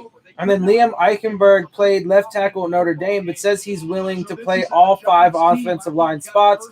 Position versatility is a must to play for these Dolphins. Okay, cool, bro, but look, I don't need every offensive lineman on our team to be able to play a little bit of every single fucking position. I need them to be like really good at one position. So that way we can fill each of those positions with players who are really good at that one position so we can have a good offensive line. Like, I don't care that they can all technically play every position on the line. I don't care about that. I need them to be good at the positions that play, and I don't think any of them are the answer. 42 of the first 50 picks were in your top 50. Well done, sir. What's wrong with the other 8? I guess that's one way to put it. That'd be better. You got to get better. There are some parents out there that say, well, what about the other 8? That's right. But hitting 42 for 50, your Padres would take that. I know that. Yeah, 84, I would have killed to get an 84 on my report card. I came up a little short on that one. Here's Monty Coleman. And the Browns just traded into the next slot, so that should be a lot of fun. So Washington is up right now. Cleveland's on next. Washington takes. With the 51st pick in the 2021 NFL Draft, the Washington football team selects Samuel Cosmi, Texas tackle. So tackle Samuel Cosmi goes to the Washington football team at 51. But they have to address this offensive line. They do it with Cosmi. This is, again, the sweet spot of this draft. Is this second-round offensive tackle. You know, and I don't know why the centers are dropping, in particular Humphrey and Miners, but teams usually like to address tackle and guards earlier on. And so that probably has something to do with it. Like, literally all the tackles and guards are gone at this point. But the Dolphins have a particular need at center. Humble, Texas, with a nice moment right there, and I hate to break it So to everybody. This is now with the Cleveland Browns on the clock, and they just traded with Carolina, pardon me. Nah. This is what Carolina's now traded down twice. They traded down. Yeah, so I'm gonna say that this. I mean, got a 3 and a 6. Now they traded out from 52 to 59, and they got This the second round grade for me. The second round grade for me was originally, I'll give it as high as a B-, and it dropped to a D.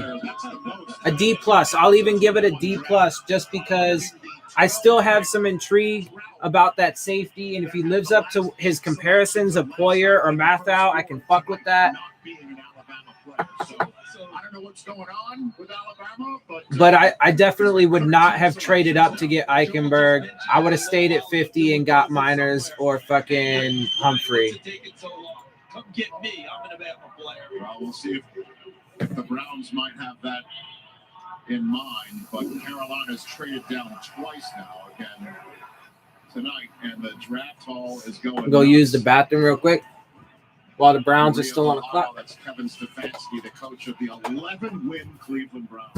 I wonder if this is a spot for an edge player. Is that Randy Savage? Is that the Macho Man? Be, right? Come on. Oh.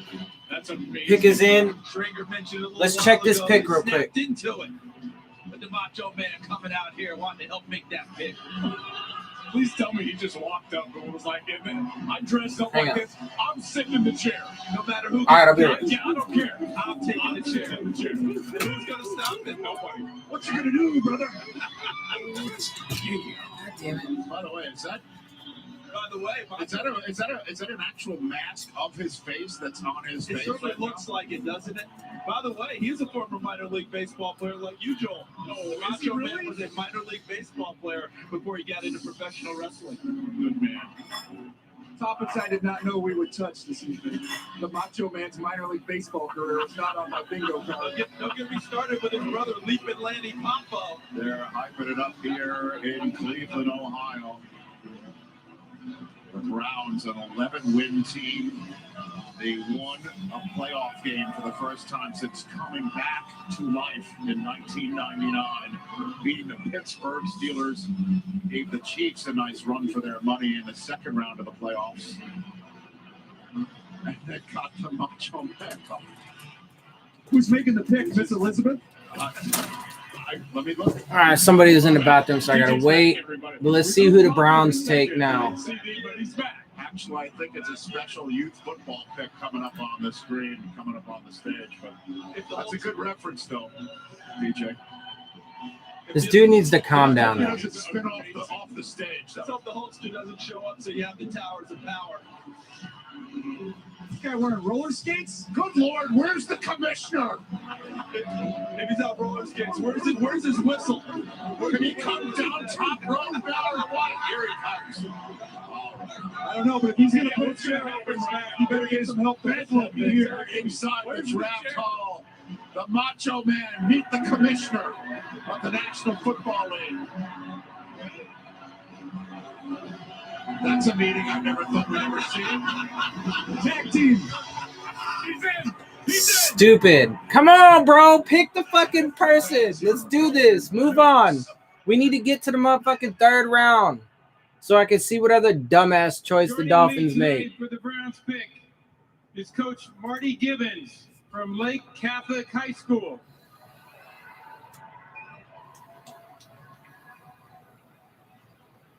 Coach Gibbons is the recipient of the 2020 Cleveland Browns High School Coach of the Year Award.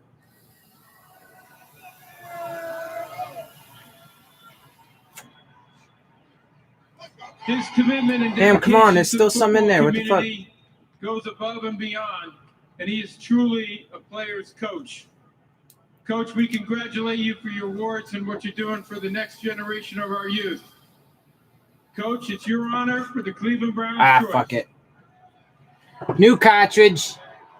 Although I could probably just take a dab. Dabs. Taking them dabs. What up, Cleveland? How much you want to make a bet, though? The Browns don't have 11 wins again this year. 2021 NFL Draft, the Cleveland Browns select Jeremiah Owusu-Koramoah, linebacker. All right, there goes Jeremiah Owusu-Koramoah. JOK gone now. A lot of people wanted him to go to the Dolphins. So probably a lot of Dolphins fans going to be disappointed about that. The player that's 15th on Daniel Jeremiah's top draft board just went to the Cleveland Browns. 52 Yeah. overall. His family in Virginia on the Lowe's fan cam. So thrilled. Congratulations to that family. He's coming to Cleveland. Tell you what, Rich, this Jeremiah is pretty fired up about this Jeremiah right here. My 15th overall player. To me, speed, toughness, and instincts are what you want in a defensive player, and this kid is dripping in all three. You put on the tape, you can't take your eyes off him because of huge shots like you saw in that game against Florida State. They show up. I call them these splatter shots. Here he is coming again. He sees his gap. I mean, there's people out there that think that the Dolphins are doing great. Okay. I mean, we're gonna find out. I think there's gonna be a lot of people who are really sore when they find out the Dolphins ain't what they think they are. But you know, look at his instincts on this one as he's coming across. Whatever. Watch him adjust. People gonna have to find out, man. Again, to me, this is a home run pick. All these general managers and head coaches are high-fiving after picks. This deserves a hug. This is a home run. This was the pick I thought they might make in 26, and now they're able to make it at 52. And my comp for him, and when you look at it, it's Harrison Smith, the safety from the Minnesota Vikings. I realize he's been a linebacker at Notre Dame, but when Daniel Jeremiah is talking about his ability to play big nickel, play strong safety with that speed, those same type of instincts to plug him in spots where you're having trouble. That's what Mike Zimmer does with Harrison Smith, Joel Klatt. That's exactly what you can do with Jeremiah Owusu-Koramoah. And Joe Woods, the defensive coordinator, he's already drawn up stuff for it. Playmaker, right? I mean, you find the slot. All right, Tennessee's pick is in.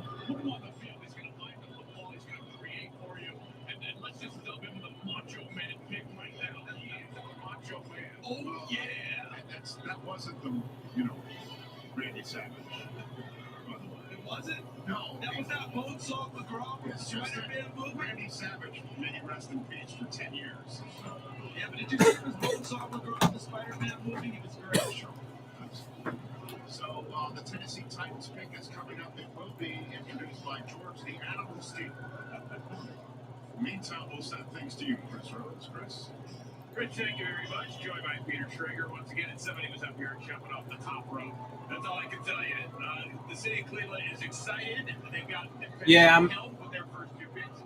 Bring news to the second and JOK now. I know you're looking at my analysis. Chris, you're excited. You're a fan. Yes, native Clevelander coming off a playoff win for the first time since the '94 season. This team is skyrocketing up, and this city is just embracing this team. Oh, wait. Now let's see who Tennessee takes real quick before I go use Here we go, the Titans and Kevin Dyson. All right, with the 53rd pick in the 20. Who would the Titans taken? The Tennessee Titans. I thought their first pick was. They got Dylan Radins. I'd have took him over fucking Eichenberg too. Even sneak into the back end of the first round, put him there in my final mock draft. He was a teammate there with Trey Lance, protecting his blind side. Some teams, again, as they work with a lot of these offensive linemen, view him as a guard. He got some reps there in the Senior Bowl, held up very well. I think he can hang that tackle. He's somebody that has outstanding awareness. He's very smart. Takes very good angles. He's a consistent player. I know this guy's going to start in the NFL, Charles, for 8 to 10 years. This is the Isaiah Wilson 2 pick to me because he goes to right tackle.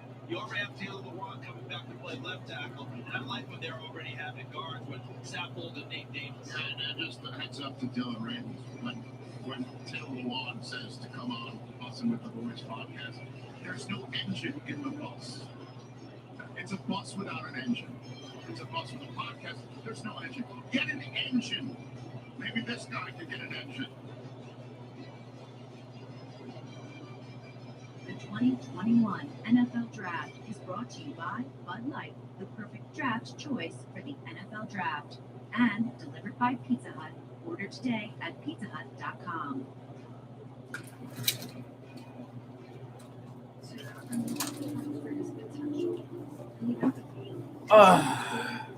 Well, fuck.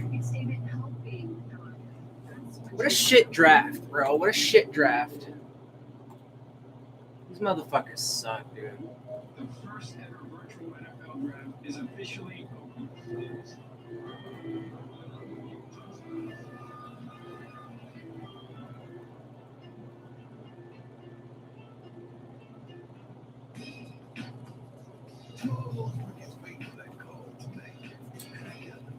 Damn, bro, these motherfuckers suck, son.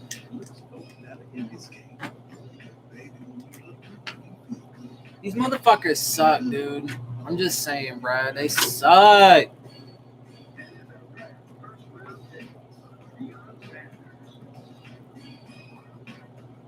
Baby, the best of man can get.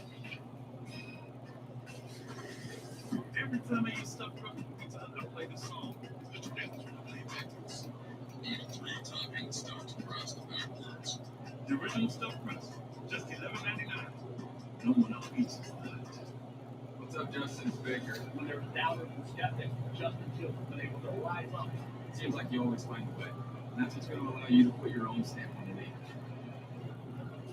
I can't wait to see what you do.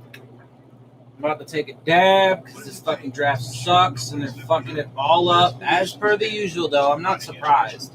I'm not surprised. I'm just disappointed, man, because fucking... I'm telling you, though, watch. They're not going to be as good as people think they are this year. They're going to regress, and then fucking Flores and Greer are going to get fired.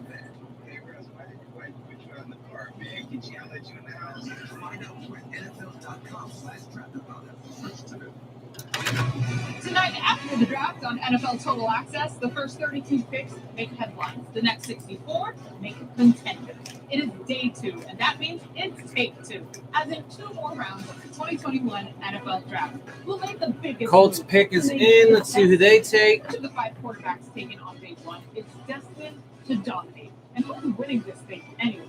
Every question answered, every pick analyzed on NFL Total Access tonight after the draft. Check out the draft tracker. Every single pick of this great draft. Check it out on the draft tracker presented by Alexis. Fail, bro. They are fail. I really need to get something to eat. I'm getting hungry. May the 12th on NFL Network and also on ESPN2. Biggest season ever indeed. It's a scheduled release. What should I eat? I think I just want to make something simple, though. Quick and easy for right now, because I want to... I'm in this. I want to see...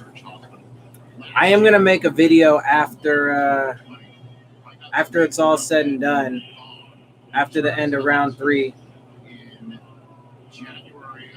to recap. We're getting close to the end of round 2. He was able to have brain surgery to remove the tumor thanks to St. Jude and the proton therapy to successfully eradicate the cancer. It was a miracle that he was there to run that day. And it's an even better thing to see. He's here tonight to announce the Colts pick with us. NFL fans, I'm so excited my favorite team, the Indianapolis Colts, with the next pick. Thank you to done so much for me and my family. Thank you to the NFL for all the support and all the children like me. Now back to you in Cleveland to make a pick. Go Colts!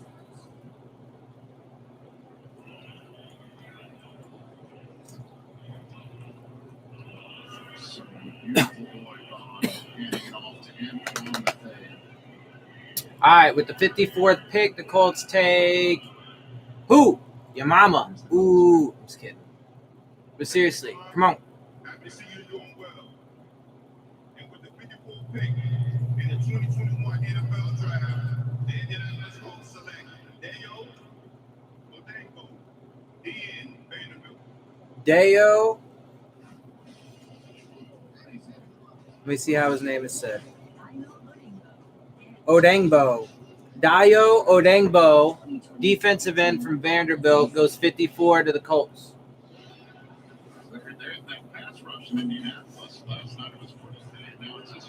I'm so happy for this young man, Rich, because on January 24th, he tore his Achilles. He was on his way to being a first-round pick, was going to compete in the Senior Bowl. Unfortunately, tore his Achilles on January 24th. But, man, when you watch the tape, you can see why teams are fired up. He is long, 35.25-inch arms. They use him on the edge. They use him inside. Reminded me a little bit of Trevor Price, who I was around later in his career with the Baltimore Ravens. He's just so long. You can't get your hands on him. So let's see. We still got Pittsburgh, Seattle, Rams, KC, Carolina, New Orleans, Buffalo, Green Bay, KC, Tampa Bay for the end of the second. And the Steelers pick is in. As DJ mentioned, he tore his Achilles, of course, in January. Not expected to be cleared to get on the field until August. Not expected to be cleared to play until probably October. So this could be someone we will see 2022. Damn, they took a dude at 54 overall that might not even play for them till next year. Crazy. Tore his Achilles or whatever.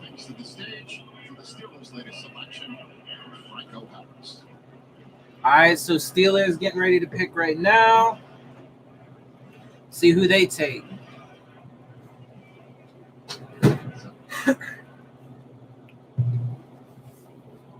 Hello. Thank you for that nice Cleveland welcome. I do want to say hello to my Cleveland friend. And here we go, Steelers! Yeah, Steelers, here we go. With the 55th pick in the 2021 NFL Draft, the Pittsburgh Steelers select Pat Freiermuth from Penn State University. Tight end Pat Freiermuth. To be a member of the Steelers announced by Franco Harris and you're from Penn State, that's pretty cool. Doesn't get bigger than that, right? Pat Freiermuth. Connected all the dots here. My number 2 tight end, he's got that huge catch radius. Saw Hunter Henry get paid by the New England Patriots. That's who it reminds me a lot of. They use him in the wing. They use him in line. They'll flex him out. They took a tight end, Pat Freiermuth. Some wild one-handed catches down the field. Outstanding hands. He's not the most sudden or explosive player, but if you look at him, you can see a little glimpse of somebody like a Heath Miller who had a lot of success there with the Pittsburgh Steelers. Going to team up with Eric Ebron to give Ben Roethlisberger 2 really impressive tight ends. So Franco Harris, after Najee Harris is chosen, announces a Penn State Nittany Lion. Freiermuth. Steelers pretty neat stuff here in Cleveland, Ohio. Let's send it over to Lowe's home team headquarters now for an announcement from Lowe's home team. Pat Freiermuth. Go ahead, big dog.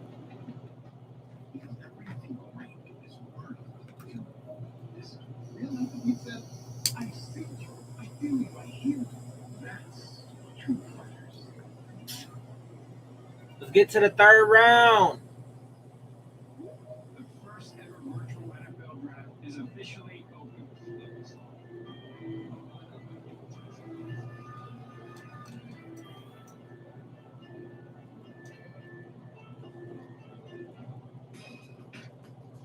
You almost work his way to that call tonight. And I got a little piece of advice for you. Don't let anybody tell you that looks don't matter in this game. Because baby, when you look good, you feel good. You feel good. Oh, you prime time good. Yeah, baby. The best a man can get. Every time I eat stuffed crust pizza, I play this song. But you have to play backwards. Eat 3 topping stuffed crust backwards. The original stuffed crust, just $11.99. No one else pizza is that.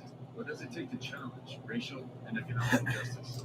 The Equal Justice Initiative is dedicated to protecting human rights and reforming criminal justice. What does it take to stand up for every American? It takes all of us. Watch the NFL draft at Mount Live to benefit pandemic recovery. I cannot wait for this. Join Kay Adams and celebrity guests for a 2-day event. Hey, Brad, why did your wife put you out in the car, man? Can she yell at you in the house? Find out more at NFL.com/draftathon. What's up, Justin? It's Baker. When there was doubters and skeptics, Justin Fields was able to rise up. Seems like you always find a way. And that's what's going to allow you to put your own stamp on the league. I can't wait to see what you do. Because everything great is worth it. This real empathy says, I see you. I feel you. I hear you. That's Trying to see what the Dolphins do next. Let's go.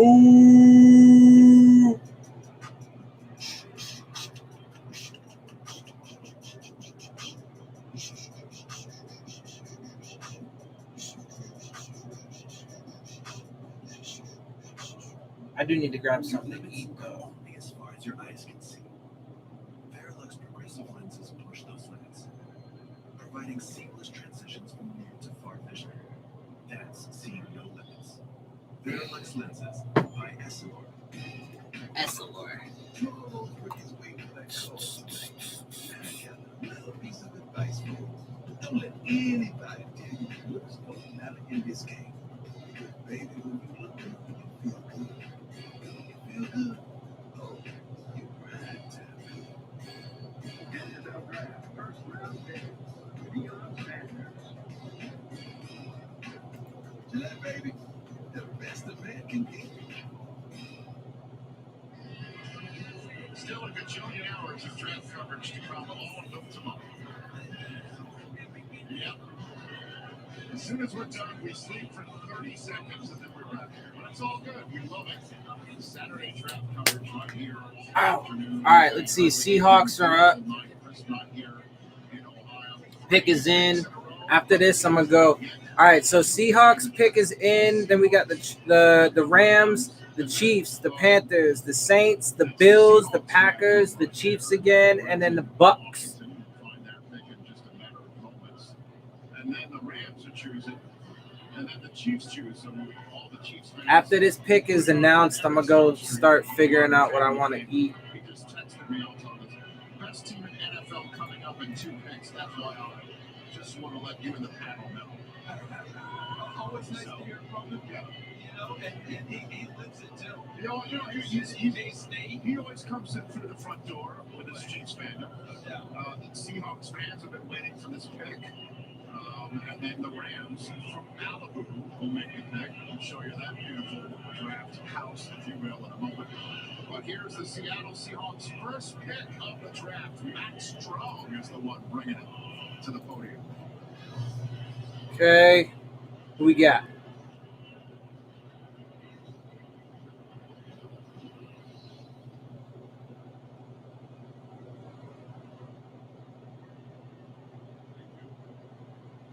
With the 56th pick in the 2021 NFL Draft, Seahawks take Dwayne Eskridge, wide receiver. Dwayne Eskridge goes, wide receiver from Western Michigan. Well, we talked about him prior to this second day getting Be right started. back. This guy's a speedster. He won the 100 and 200 meter in high school in the state of Indiana. He's a playmaker now. He's done some switching of positions in his college career. He started as a wide receiver, then he played some corner, goes back to wide receiver, but he is a playmaker there at Western Michigan.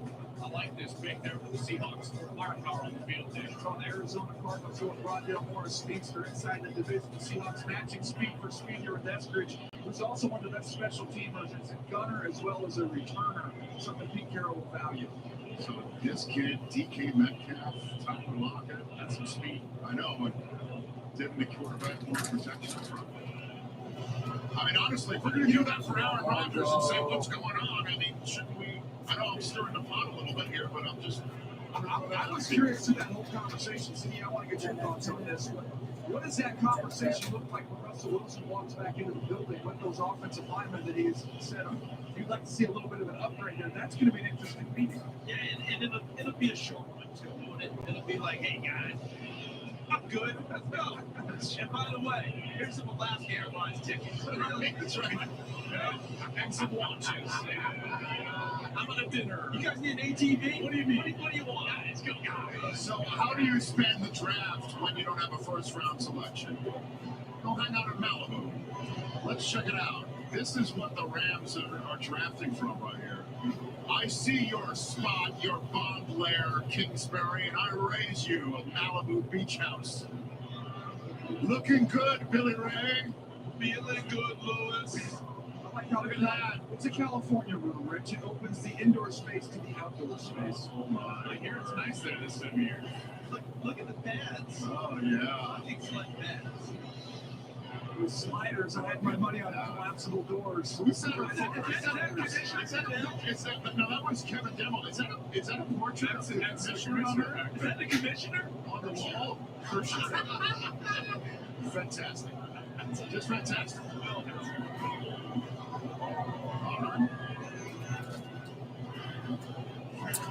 So we got the Rams are still on the clock, and they got under a minute 40.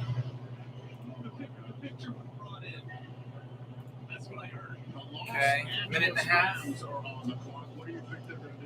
First of all, Rich, I think everybody in the NFL is rooting for them to nail this draft so they can deploy the same strategy themselves. When I look at this team, I look at the linebacker position. Nick Bolton from Missouri is in my top 50. He's still hanging out there. As an edge rusher, Ronnie Perkins add a little bit more edge rush to a team. You can't have too many pass rushers. Those are the two guys I have left in my top 50 on the defensive side of the ball. And then on the other side, Terrence Marshall is a wideout. Is worthy of a first-round pick. He's had some medical stuff that's caused him to slide. And the other player I have in my top 50 left is Miners, which is one of my favorite players, interior lineman from Wisconsin. They've talked about depth. You know, they don't need a lot of help on the defensive side, but they certainly could get value on the defensive side. They've talked about maybe a threat to stretch the field or maybe interior offensive line help, maybe a Creed Humphrey for Oklahoma. It's time for him potentially to come off the board. So lots of different directions they can go here. Is that the first ever instance of a coach calling a new drafted player? Hold on a minute, I'm going to close the door. I can't hear you over the ocean. You know, imagine it's the first time. I think that's the first, right? Over the infinity pool on top of it. I mean, it's just not enough. And that was discussed prior to that when we do make the call, Yeah. make sure we let them know that we're sliding the door. That's right. So because the ocean was getting involved. Now the Chiefs are on the clock, waiting for the commissioner to come out with the Los Angeles Rams selection. And the Rams are going to get Orlando Pace out there to make the pick. Rich, I know it's about probably 4 rounds too early, but there is somebody from Oregon named Brady Breeze. If you're ever going to do something, Let's see. Pick is in for the Rams. Sorry, I'm getting some food together and cleaning up some dishes and stuff too. Let's see. We're still on the Rams, waiting for the pick to come in. Does that offend you as an evaluator or offend you as a comedian like that? Or rather, waiting for it to be announced. I'm sure the joke doesn't help you cover Tyler Lockett. I get it, okay? But come on, owner. Wasn't that cool? Here comes Orlando Pace, making his way to the stage. For the Los Angeles Rams first selection of the draft. Let's see who the Rams take. Their first pick in the draft so far. Positive for COVID just yesterday. Sending our best to Wes out there. I want to be Orlando Pace's Taylor and get paid by the hour. Look at that. So who do the Rams take? We're almost done with the second round. And I think we have 81 overall. I think we have another one. Tutu Atwell, wide receiver from Louisville. Two-time first team All-ACC. Tutu Atwell, wide receiver. This is literally a race in the NFC West right now. From Rondale Moore to Eskridge to now Atwell. These are 3 of the best players in the entire draft. Reminds me a lot of Hollywood Brown. There's guys with a second year. Charles, this guy has another year on top of that one. He's got a 3rd year. There's no doubt about it. And my comp for him is Jakeem Grant because of the size. I mean, when we were worried about Devontae Smith's size, and then Tutu Atwell weighed in at what, 152, 153?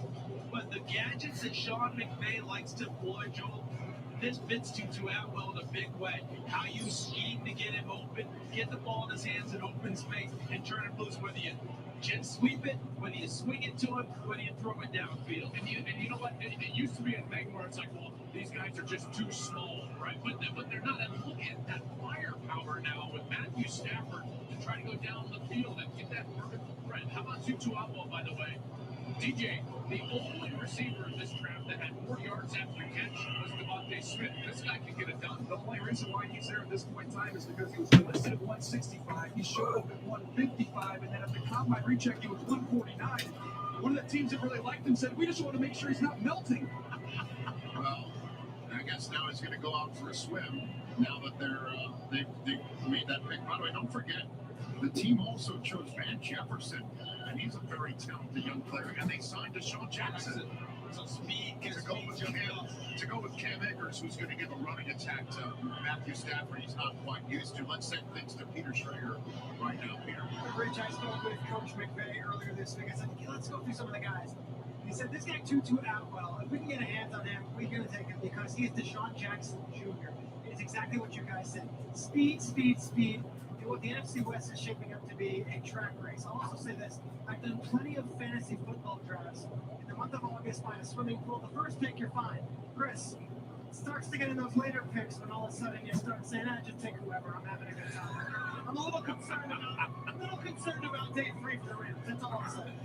They are going to have a very different look offensively, starting at quarterback. They're adding young talent around there. It's going to be very, very interesting. And so, too, well, the pick of the Kansas City Chiefs as we send it back out over to Rich. All right, so KC's pick is in. Let me see. I need to see.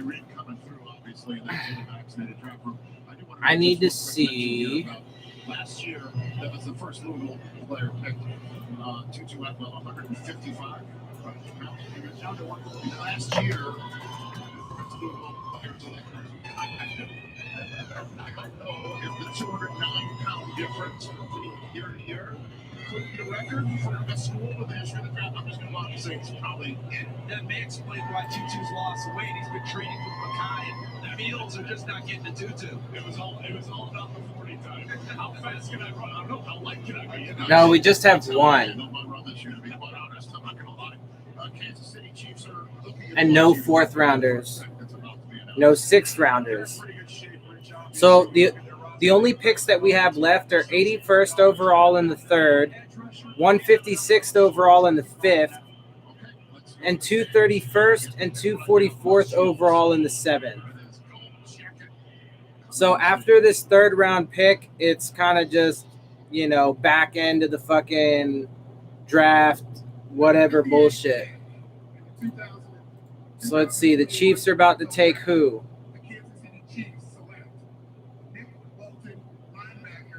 There goes Nick Bolton, linebacker.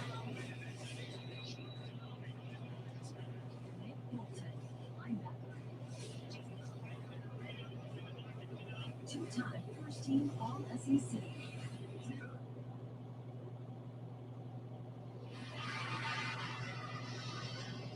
Nick Bolton, to me, was my 30th overall player as he's celebrating with his family here, guys.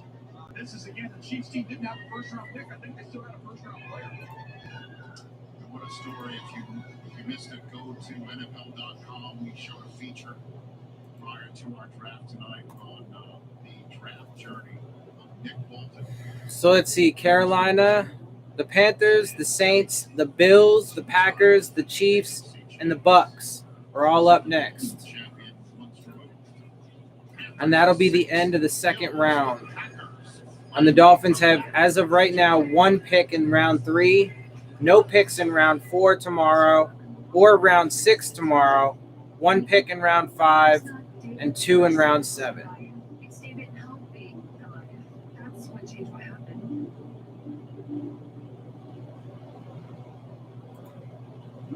The first ever virtual NFL draft is officially open.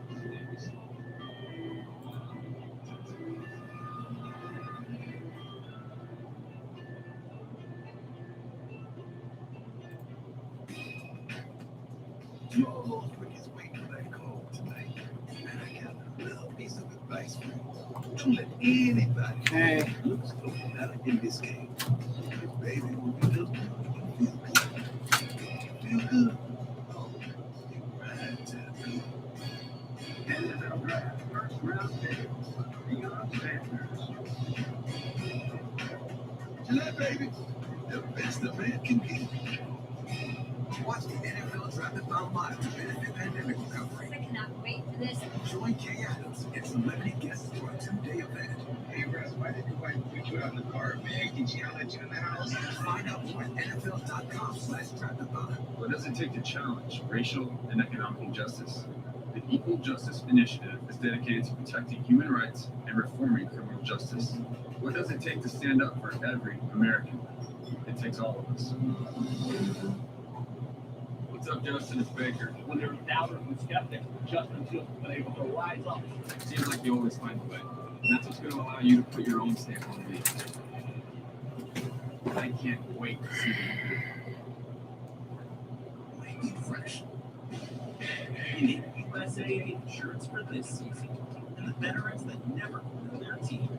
But being a fan gets tough, and stretching your budget gets even tougher. Our agents put in the time and legwork for you, so saving on auto insurance is easy.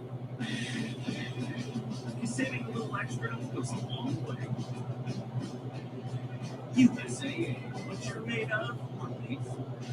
USAA. I'm Steve Sabol of NFL Films. The Pro Football Hall of Fame memorializes the legacy of 9 of its newest inductees. Plays this position as it has never been played before. Hall of Famer Forever, Saturday after the draft on NFL Network. Have no fear. Good Morning Football has you covered.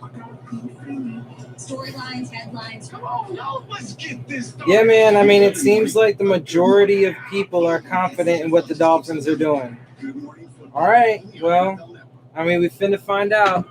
I'm telling you, man. I'm telling you. I think a lot of people are going to be sorely disappointed when the Dolphins underperform based off of the expectations. To me, it'll be because they're not. It's obvious that they weren't really all that good to begin with. But we'll see, man. Maybe they prove me wrong. So Carolina's about to pick. Their pick is in. Quarterback Davis Mills from Stanford described to me as a little bit of a secret crush for New Orleans. They did all the work on the quarterbacks now from Kellen Mond to Kyle Trask.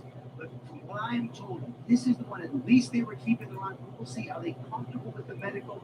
Are they cool with the knee? Will the Saints take a quarterback coming up? Well, I mean, if it is Davis Mills, I know you mentioned earlier, Joel.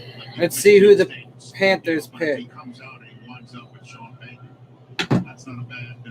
That's a pretty good spot. We don't know obviously what's going on in that draft room right now with 5 minutes on the clock. There will also be a lot of synergies to the Be right back. between what Sean Payton does and what David Shaw does.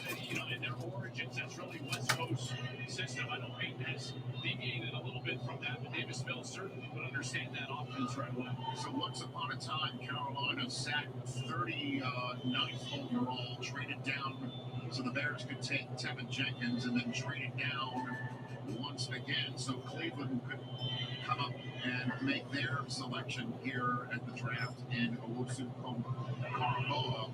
So Carolina's now finally going to make the pick. They needed 2 3s and a 6 for moving down all the way to 59th overall.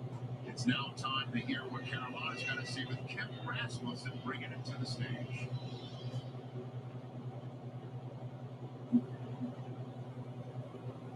With the 59th pick.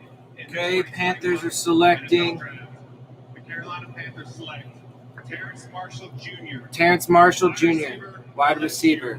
Terrence Marshall Jr. Okay. Terrence Marshall Jr., wide receiver. Marshall, touchdown. 1,594 career receiving yards. Well, teams love wide receivers from LSU, and here's another one in Terrence Marshall. He can play inside and outside. He would have been long gone right now. If he had clean medical, he probably would have gone in the first round.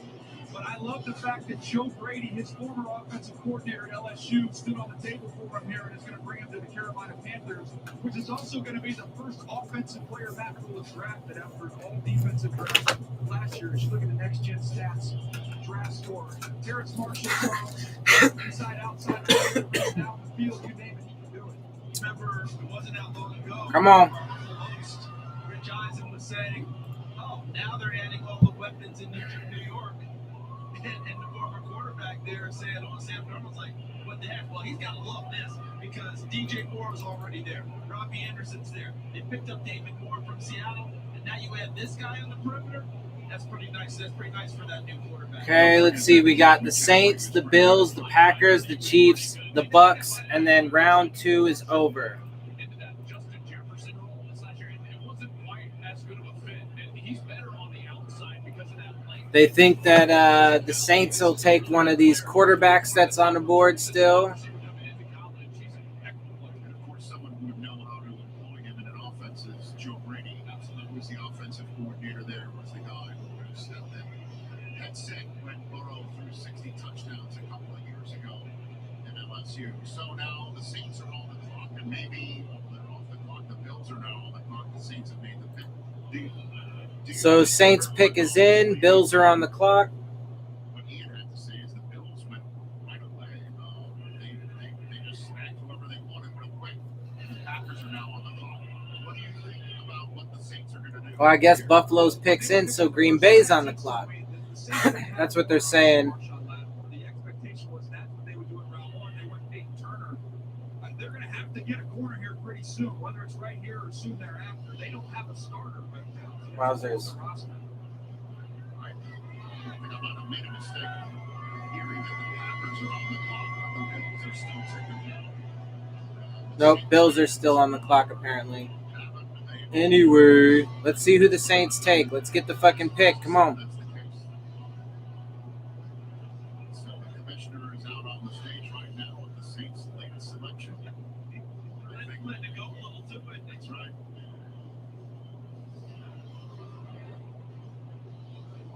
He looked a little intimidated by the chick on stage. With the 60th pick in the 2021 Disaster. NFL Draft, the New Orleans Saints select Pete Werner, linebacker, Ohio State. So they took a linebacker, Pete Werner. Boy, the Saints like drafting defensive players from the Ohio State, don't they? They got a ton of Ohio State players there celebrating that pick in the fully vaccinated draft room in Metairie. We'll discuss that pick and then let you know maybe with the Bills have selected the Packers Chiefs. Okay, so it's Bills, Packers, Chiefs, Bucks for the end of the second round. And then the Bucks to wrap up round 2 on the outside. Because everything great is word. This real empathy says, I see you, I feel you, I hear you. That's what truly matters.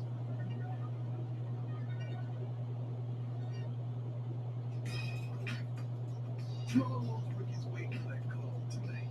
And I got a little piece of advice for you. Don't let anybody tell you that looks don't matter in this game. Baby, when you look up, you feel good. You feel good? Oh, you right to good.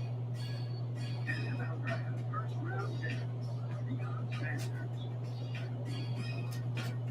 Gillette, baby, the best a man can be. What does it take to challenge racial and economic injustice? The Equal Justice Initiative is dedicated to protecting human rights and reforming criminal justice. What does it take to stand up for every American? It takes all of us. Watch the NFL Draft and online to manage the pandemic recovery. Join Kay Adams and celebrity guests for a 2-day event. Hey, Russ, I didn't quite put you out in the car, man. Get you out, let you in the house. Find out more at NFL.com/draftathon. What's up, Justin? It's Baker. When there were doubters and skeptics, Justin Fields was able to rise up. It seems like you always find a way, and that's what's going to allow you to put your own stamp on the league. I can't wait to see what you do. I would assume that they're going to go through the next fucking 4 picks before they do another break. I hope so. Takes me. Tonight it's taking me for a dip in the hotel pool. Velocity, under wisely.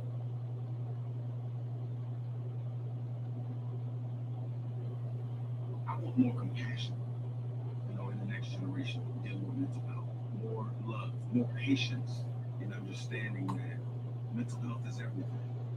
I battled through the anxiety and depression for about 3 years. I would be fearful about things that I had no control over. I've learned, various coping mechanisms to work on mental health. meditation for me is exercise for my mind. It means the world to me to see NFL players be so vulnerable with their struggles from a mental health standpoint. You're seeing guys raise their hand and say, hey, I'm willing to share my story because if my story can help somebody else out there, that's all that matters.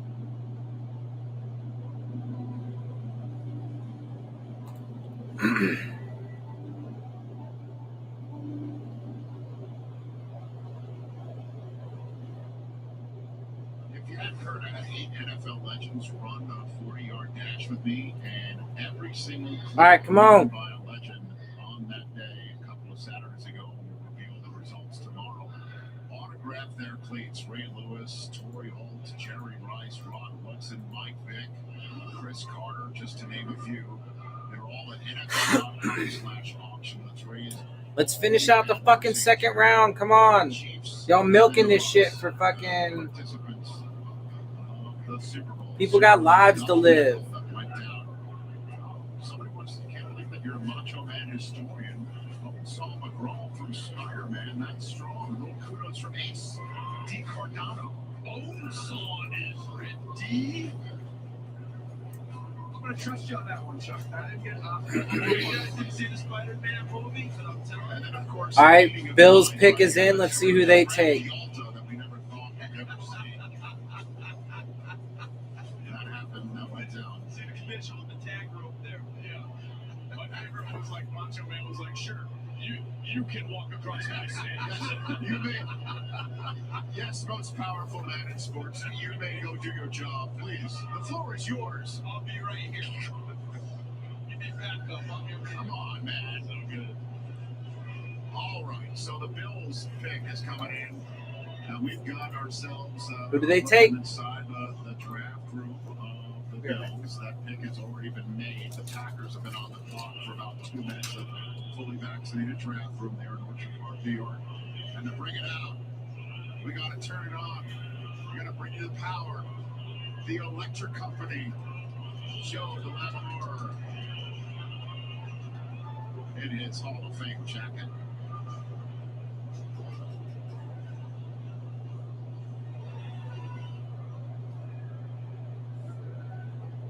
All right, here we go. With the 61st pick in the 2021 draft, the Buffalo Bills select Carlos Basham Jr. Ooh, they got Carlos Basham Jr. Ah, man, dude, they got Basham Jr. and Gregory Rousseau. Fuck, dude. Oh, that's terrible. That sucks. He's a little bit of a tweener there. You see his height there, 6'3", 274 pounds. This guy makes a lot of plays down the line of scrimmage and spends a lot of his time on the other side of the line of scrimmage. Very disruptive.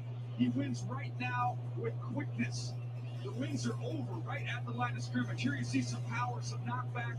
Want to see a little bit more of that consistently from him, particularly when he's off the edge, because he has that strength. Just want to see him tap into it. He's got some balance when he's working in between doubles, as he does right here against Virginia Tech. He's always efforting, he's always fighting, he's always trying to get home. Here's another example of that pursuit.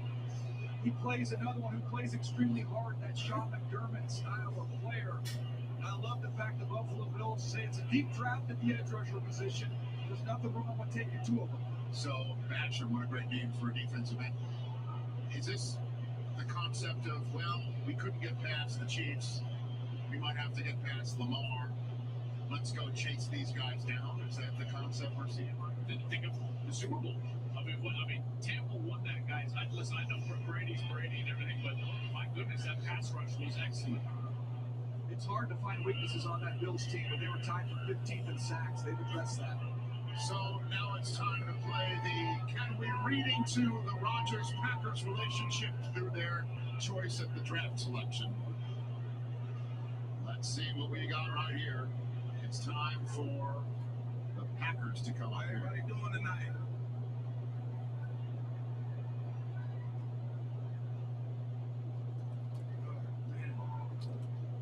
All right, Packers pick is coming up. Green Bay Packers for giving me an opportunity to represent our organization to the best I can.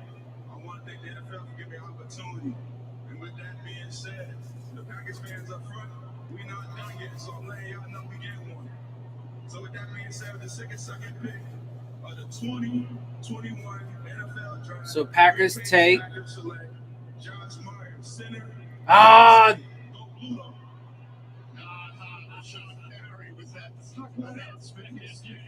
Go blue here for the Ohio State pick in Ohio. An Ohio State pick at center. Who's going to replace an Ohio State center? Corey Linsley, who left. there goes To the Chargers. center Josh Myers. Center, some view him as a guard, but when you have a loss there, like they had in free agency, Elton Jenkins is versatile. There was some thought he could slide in there and play center. This allows you to keep him where he is, and you can slide Myers right into that starting lineup. He's got outstanding awareness and football intelligence. I think that'll play well with Aaron Rodgers, provided he's still there. He can bend and redirect. He's got really strong hands to control there, Charles. This is a good player. And Joel, you brought up Creed Humphrey from Oklahoma not long ago. Another guy who had been consideration to be the center there.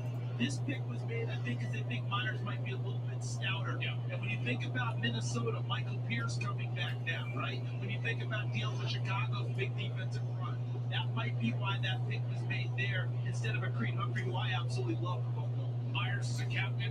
He's very athletic, guys. That's one of the reasons Ohio State loves putting their most athletic guy at Look, center. man. He's very smart. And he had 62 overall, Josh Myers goes. this last year, kept him out of the Senior Bowl. It's a very good player for the Buckeyes and now for the Pack. Eric Stokes, Josh Myers, defensive back, Georgia center for the Ohio State. Your first two Green Bay Packers selections in the 2021 draft. So the Chiefs have, as you pointed out, watching their Chiefs are up. Pick is in. life in the Super Bowl and really hit this offensive line. That's the additions. Peter Schrager, we're going to get the Chiefs' next pick. Go for it. They're not done, Rich. You're going to like this one, guy. Come back to you, but they're going to protect Patrick Mahomes. Keep on adding to that offensive line. This is the whole goal of this offseason. Keep Mahomes upright. That's what they're going to be doing here. Brett Veach the balls up in Kansas City. All right, there's Peter Schrager with a little bit of a heads up. From the Kansas City Chiefs. Now, we also scheduled to see the Isley brothers here, but they introduced the Dolphins before. And the commissioner is coming out. There he comes. The penultimate pick of the second round and first. Okay, so Josh Myers. I think I kept saying Miners. I think people. Second to last pick of the second round. Yes, sure. They probably jumped the Isley brothers up because they had to go get the party started somewhere else. Well done. Thank you. With the 63rd pick in the 2021 draft, the Kansas City Chiefs select Creed Humphrey. Oh, Center. and there goes Creed Humphrey at 63. Brett Veach and Andy Reid. You're going to love this player, Creed Humphrey. I love offensive linemen that are accomplished wrestlers. He was a phenomenal high school wrestler. He's got that first step quickness for the lateral run game. The only thing he's going to need to clean up, you see with his left hand, there's left-handed center. Josh Myers. At the time, something they can easily correct. So look, man, Myers didn't go until 62. Humphrey didn't go until 63, bro. They easily could have stayed at 50 and got one of the top centers. That is not a macho man. Oh, nice. Well, they just added Creed to the office there in Kansas City. We've got one more pick, and it's in. And then we move our attention to the Jacksonville Jaguars. So Tampa Bay has the 64th pick, the last one in the second round, and it is apparently in.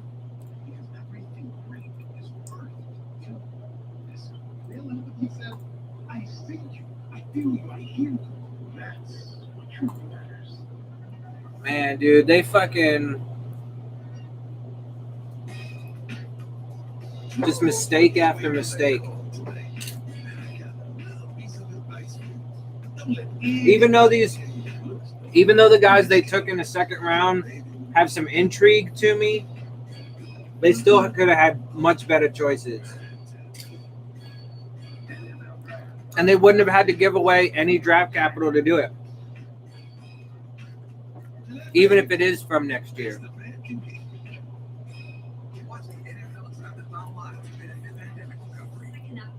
I mean, Jesus Christ, dude.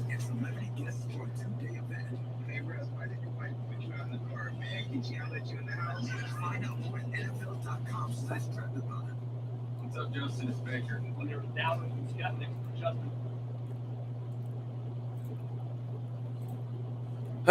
Bro. I'm telling you, this is gonna be the third straight draft class that's fucking underwhelming from this fucking regime.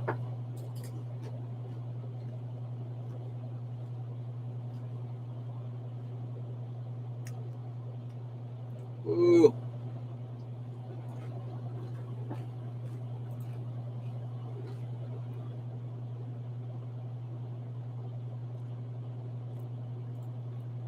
What's going on with my shit? There it is. Come on, who are they picking? The class of 2021 could be the greatest ever. Go online now to get your Hall of Fame exclusive enshrinement gear. Shop exclusive class of 2021 gear at ProFootballHof.com. Shop exclusive class 21 gear, baby. Come on, do you really got to put this much time in between the last fucking 2 picks of the round? What a fucking bunch of cunts. You almost forget waiting for that call tonight. And I got another piece of advice for you. Don't let anybody tell you that looks don't matter in this game. Because baby, when you look good, you feel good. Feel good. Oh, you're right. Ridiculous, man. They just gotta flood you with commercials and shit. The best a man can be. Can't be scared when it goes down. Got a problem, tell me now. Only thing that's alright. To run this town tonight.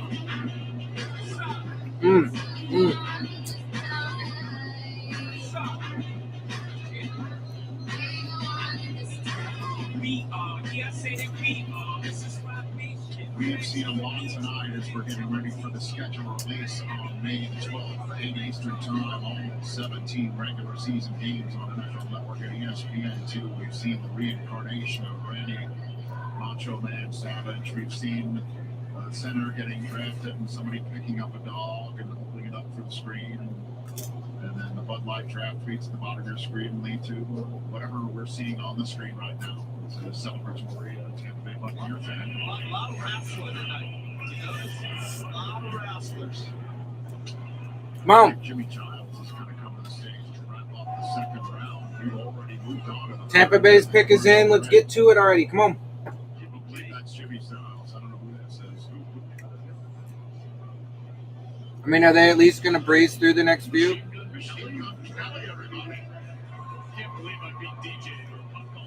Machine Gun Kelly is announcing their pick. So you let me walk out that. One of our draft picks.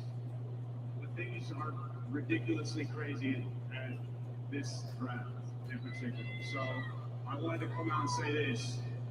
I will see you all right here for the show tomorrow night. And I will also see you at 2022 when the Cleveland Browns win the Super Bowl. And I'm out. Machine Gun Kelly was supposed to announce a third round selection, but it looks like he's out. Well, he's going to join the Isley brothers. Gotta get the party going now. There we go. Okay. All right. I was a little weird, but So that's another first. We've been seeing a ton of firsts. Whatever. The Buccaneers are going to be announcing their pick. Then the Jaguars go. The Vikings are on the clock. We're already into the third round. yeah, can we get the damn selection already? Jesus Christ. Skinny Cooper Cup. Anybody? Now here's Jimmy Childs. Good member of the Black College Football Hall of Fame. There we go. Making the announcement. The final pick of the second round. Doug Williams' favorite target in Tampa. All right, let's see what they do. Hello, Cleveland fans. On behalf of the NFL, we'd like to thank you for your Midwestern hospitality while we've been here. It's a great pleasure. I'm here to represent the 2021 Super Bowl champions, Tampa Bay Buccaneers. All right, so who they pick, Brian? Come on. Family. Brian Ford and the administrative staff of the Tampa Bay Buccaneers. And of course, the Super Bowl champion coach, Mr. Bruce Arians and his coaching staff. What a fantastic crew and what a fantastic job they did this past year. On behalf of the Buccaneers, Okay. with the 64th pick in the 2021 NFL Draft, the Tampa Bay Buccaneers select Kyle Trask, quarterback, Florida. Wow, so they took Kyle Trask at the end of the second. We had to wait all night so far for a quarterback to go off the board. It does go to Tampa. And There goes Kyle Trask. Kyle Trask, your thoughts, Jeremiah? Well, first of all, we check out the Next Gen Stats draft score here with Kyle Trask. Body type wise, he is like a Tom Brady, 6'5" and change, 236 pounds, big hands. Somebody that has that real firm, wide base that he throws from. He does not have a huge arm. You talk about the velocity, he's not going to blow you away, but he's very accurate and he's a good decision maker. I thought when you watch the opportunity he finally got, you can't catch it any better than he did, guys. He had great playmakers around. You know, he had Kadarius Toney. He's got obviously Kyle Pitts. And I thought he operated that system so well. What Kyle Trask is to me is he's a guy that's a big quarterback that can survey the field and then make quality decisions. Now, can the ball come out a little bit quicker? Yeah, it can. But he is pretty accurate down the field. Look at that ball placement outside shoulder. Trask is a guy that is smart. He makes great decisions. Dan Mullen really trusted Okay. him in that offensive guys. Let's get to the third round, Brad. Some weird shoe throwing incident that season could have ended up very different for Trask. Maybe with the Heisman Trophy, he was playing down well. So this is a guy that is clearly on his way to being what I think is a very competent backup, and then maybe, who knows, he's got the keys to go around to that. Everyone see that old no risk it, no biscuit, how he works on that. In the meantime, he can sit back, he can learn from a goat. Also, start putting electrolytes in his water and cutting off the ends of the banana and figuring out how to be professional like Tom Brady. By the way, he's used to being the backup. Yeah, exactly. So he's going to be fine in this. He was a backup in high school to the Eric King, then a backup to Felipe Franks in Florida. He just waited for it. I mean, clearly he's going to have time to learn from the GOAT, the all-time great Tom Brady. It's the first pick of the third. All right, Jacksonville's pick is in. It's about to be announced. First pick of the third. With the 65th pick in the 2021 NFL Draft, the Jacksonville Jaguars select Andre Cisco, defensive back, Syracuse. Safety, Andre Cisco.